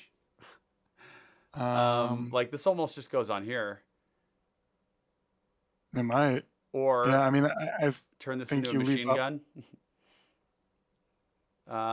We are kind of light on stuff granting us power. I think we just hold it, right? You just hold it. It has flash. Yeah. I think you hold up most of your mana. Look, we're swinging for a lot still. Yeah. I mean, these acolytes can also attack, right? Like they're. Oh yeah. They can just like get in there for points of damage. Yeah, exactly. Right? Ooh. There we go. On this. Yeah, probably. Or no. I think you put it on the flyer. I think you want to diversify threats. A little. Because like it pushes more damage to put things on different things. Yeah, that's right. Because we actually double strike. Yeah, so we want each thing to have one thing on it. Right. That's actually an interesting heuristic. Okay, so then we go to combat. We're gonna make 2 treasures. I mean, this hand that we just drew up though is pretty gross. Like getting both of these is like probably good night for somebody, for multiple somebodies. For a couple of decks, right? Yeah, like just like you can't deal with it if they're not fast enough to kill you beforehand. This is pretty sweet, and the funny thing, this is turn 8, but like we're so well set up here, and we really didn't expose ourselves to risk at all.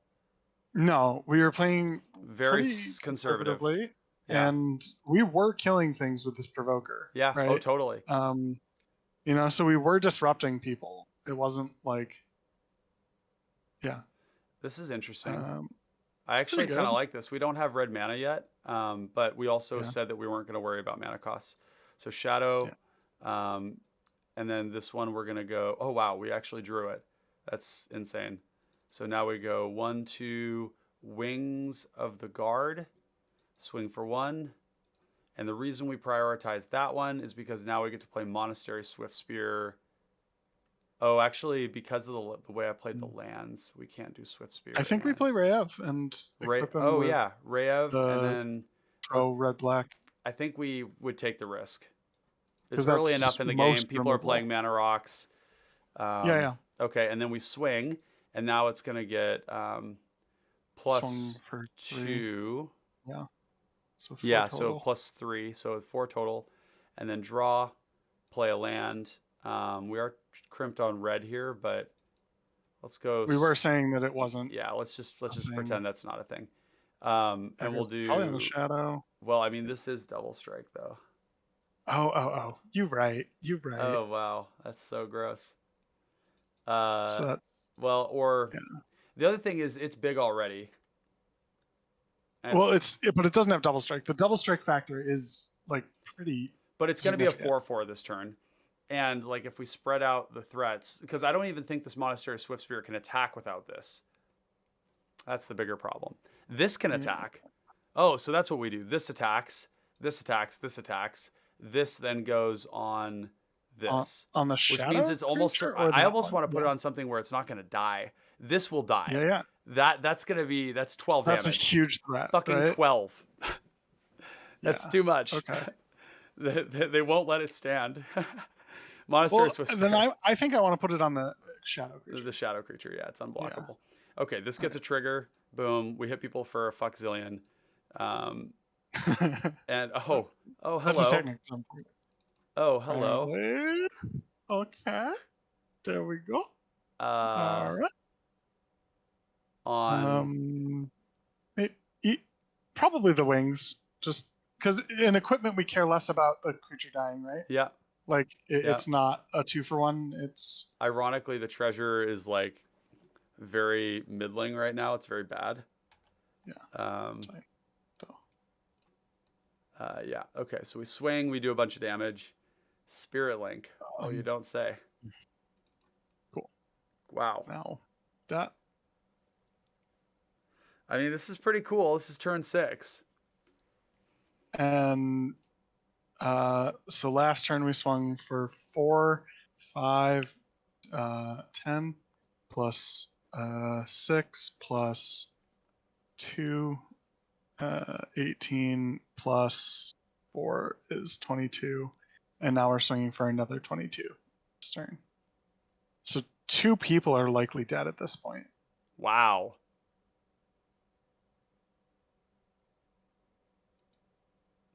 Like assuming that any damage was dealt, right? Like a total of 8 damage getting dealt killed 1 person, and so somebody might be at 8 or dead. Yeah. Right. You can see these top decks. The treasure is starting to be kind of a dumb thing. Like it doesn't really matter that much. It lets us equip when our creature dies, right? Like Wing's Guard died. Yeah. Here. That's a good point. Right? Yeah, definitely this is dead. Yeah, this for sure. died. Yeah. So yeah, if we look at this here, there's a good chance the Wingguard definitely died. Right. Yeah. But we had the mana to re-equip it and stuff. Like we. Yeah. So assuming there's no mana problems, we keep this. Yep. That's a big assumption, but it is. Yeah. But like we haven't done it. We haven't done the mana perfect yet. I think we want to play this, the beat stick. Equip the beat stick. Well, we can't because we don't have 2 mana. It's 2 to equip. Oh, it's 2 to. Okay. But we play Boots of Speed or Prying Blade, actually, because we're low on mana. Like, yeah, that is our pinch point right now, right? Okay. So 1/2 beat stick. Or the beat stick. Yeah. And then make a treasure. And then don't equip it. Yeah, we can't. Thank you. It's rough. 1/2 Prying Blade because we need the mana really bad. I think you cast Reyav to get the mana. It gets you the same mana. Oh, it does. But we don't have any mana to protect Reyav. We don't have protection anyways. That's true. Yeah.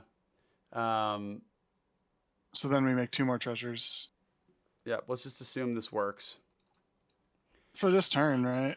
Yeah. I mean, it's not it's not impossible that he sticks around for literally the turn you play him, right? Yeah. Like, and then we use one of these to cast Cartouche of Solidarity. Or actually, we're going to cast this thing. And we're going to use this one to cast this thing, making a warrior. That's pretty high value because now this is a 1, 2, 3, 6 power. Mm-hmm. Yeah. Or 6 damage, yeah. Yeah, 3 6 power, damage, yeah. 6, yeah. Mm-hmm. Same thing. Yeah. And if we don't have protection, do we just like, I don't know. I usually like to show it. No, yeah, I think you bluff it. Yeah. Um, Okay, next turn. Much appreciated. Now we go Prying Blade. on the, yeah. On Okay. this, I presume. Mm-hmm. I think so. And then we cast Scimitar. And then we attack. Or you equip Reyav with the bone splitter, the bone saw, instead of casting the thing. Oh, yeah, that's what we want to do. Yeah, no, Yeah. you're totally right. It's always funny to Like, he can attack, right? Like, Yeah, he's like, not a sit back and No. wait commander. He doesn't. Like- he's not the boy who just watches. He's Yeah. let the boy watch. No, he says, I will not watch. Because now you have to block the commander, right? So like one of those, so the token's more likely to get through. I think we're 1, 2, 3, 4 like that. Yeah. One, I agree. one, and then we bluff that this is a protection spell. Yeah. Mm-hmm. Oh, huh. Hello. Well, hi there. Alright. Oh, cool. Cool. Yeah. Well, Put I think this some big is things. clear that we're doing some stuff. Yeah. That's turn 6. Even if they kill Reyav, we can recast it. We don't care anymore. Yeah. And Yeah, so, that's only twice before like, it stops being castable. how much damage is this? Can we like It's a just lot. do the math before we finish up here? We'll do, if we like load each one of these up with one of these equipments. Say Reyav dies and we have to cast it again. So we've got all this stuff here. So that is 1, 2, 3. So this is 6. 1, 2, 3, 4, 5. This is 10. This is 1, 2, 4, 8. 24. 1, 2, 3, 6. That's 30. 30. That's 30 30 damage. 30 damage on board. On what turn is it? Oh, and this says flying. Holy shit. Yeah, And this you is have a turn flying, 6. and you can't be blocked. This is turn by 6. a big a middling creature, even like anything but a token most of the time. Jesus. Yeah. Like you're pushing damage, right? Yeah, this is. I mean, this turn is 6, turn 7s. People are dying. Mhm. To It's kind of explosive, Which- right? Like it doesn't. It is. Like there's like maybe a little bit of pecking at the beginning, but then like Mhm. there's a certain point where because the double strike and the way the double strike works, the damage accelerates really quickly. So it's kind of like a zoop. Yeah.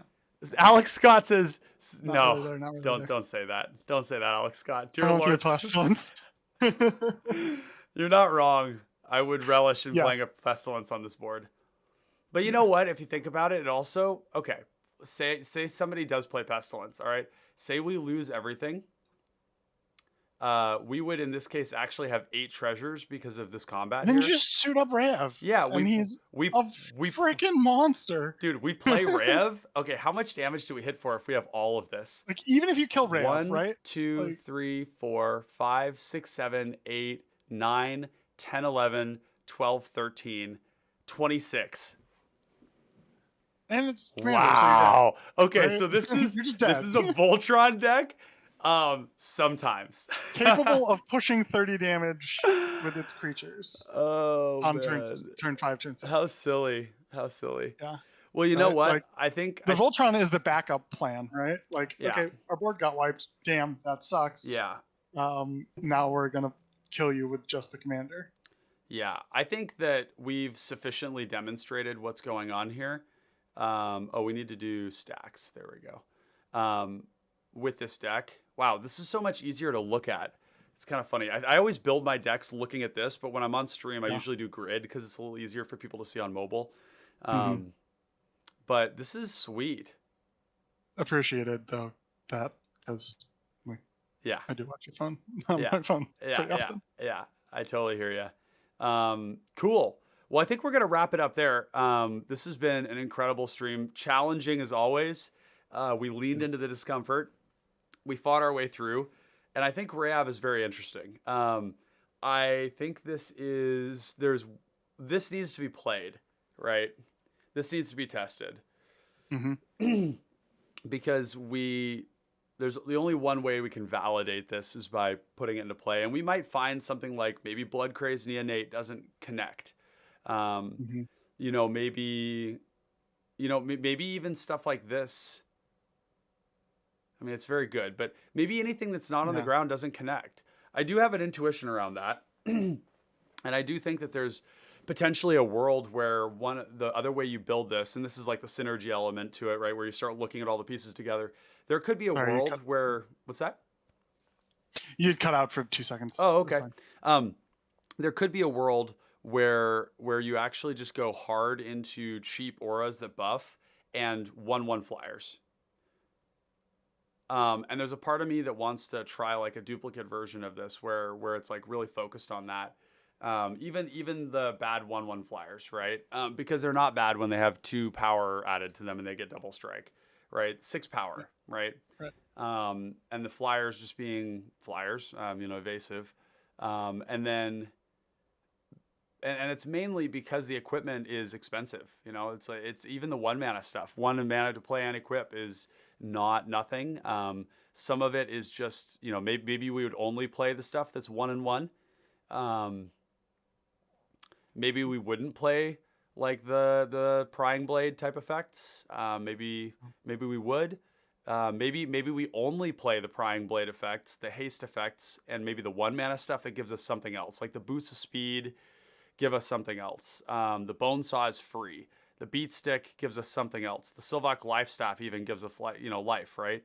And then we cut stuff that doesn't meet that. Like I still think Haunted Cloak probably could come out. We still have Crystal Slipper could probably come out.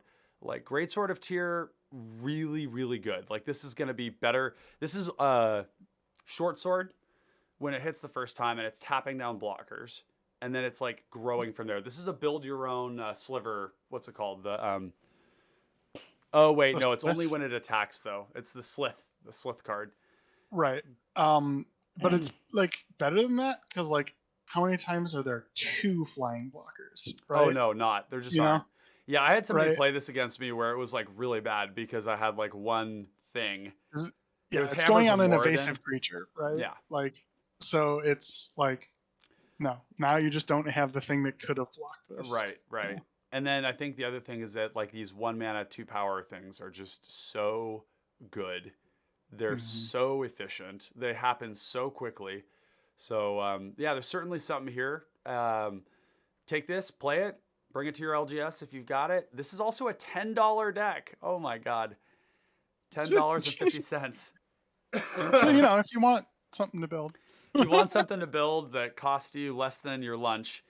Here you go. Like and you can buy this or a literal deck of cards. Yep. Right? And then you can give this to your kids later on and it'll still be good.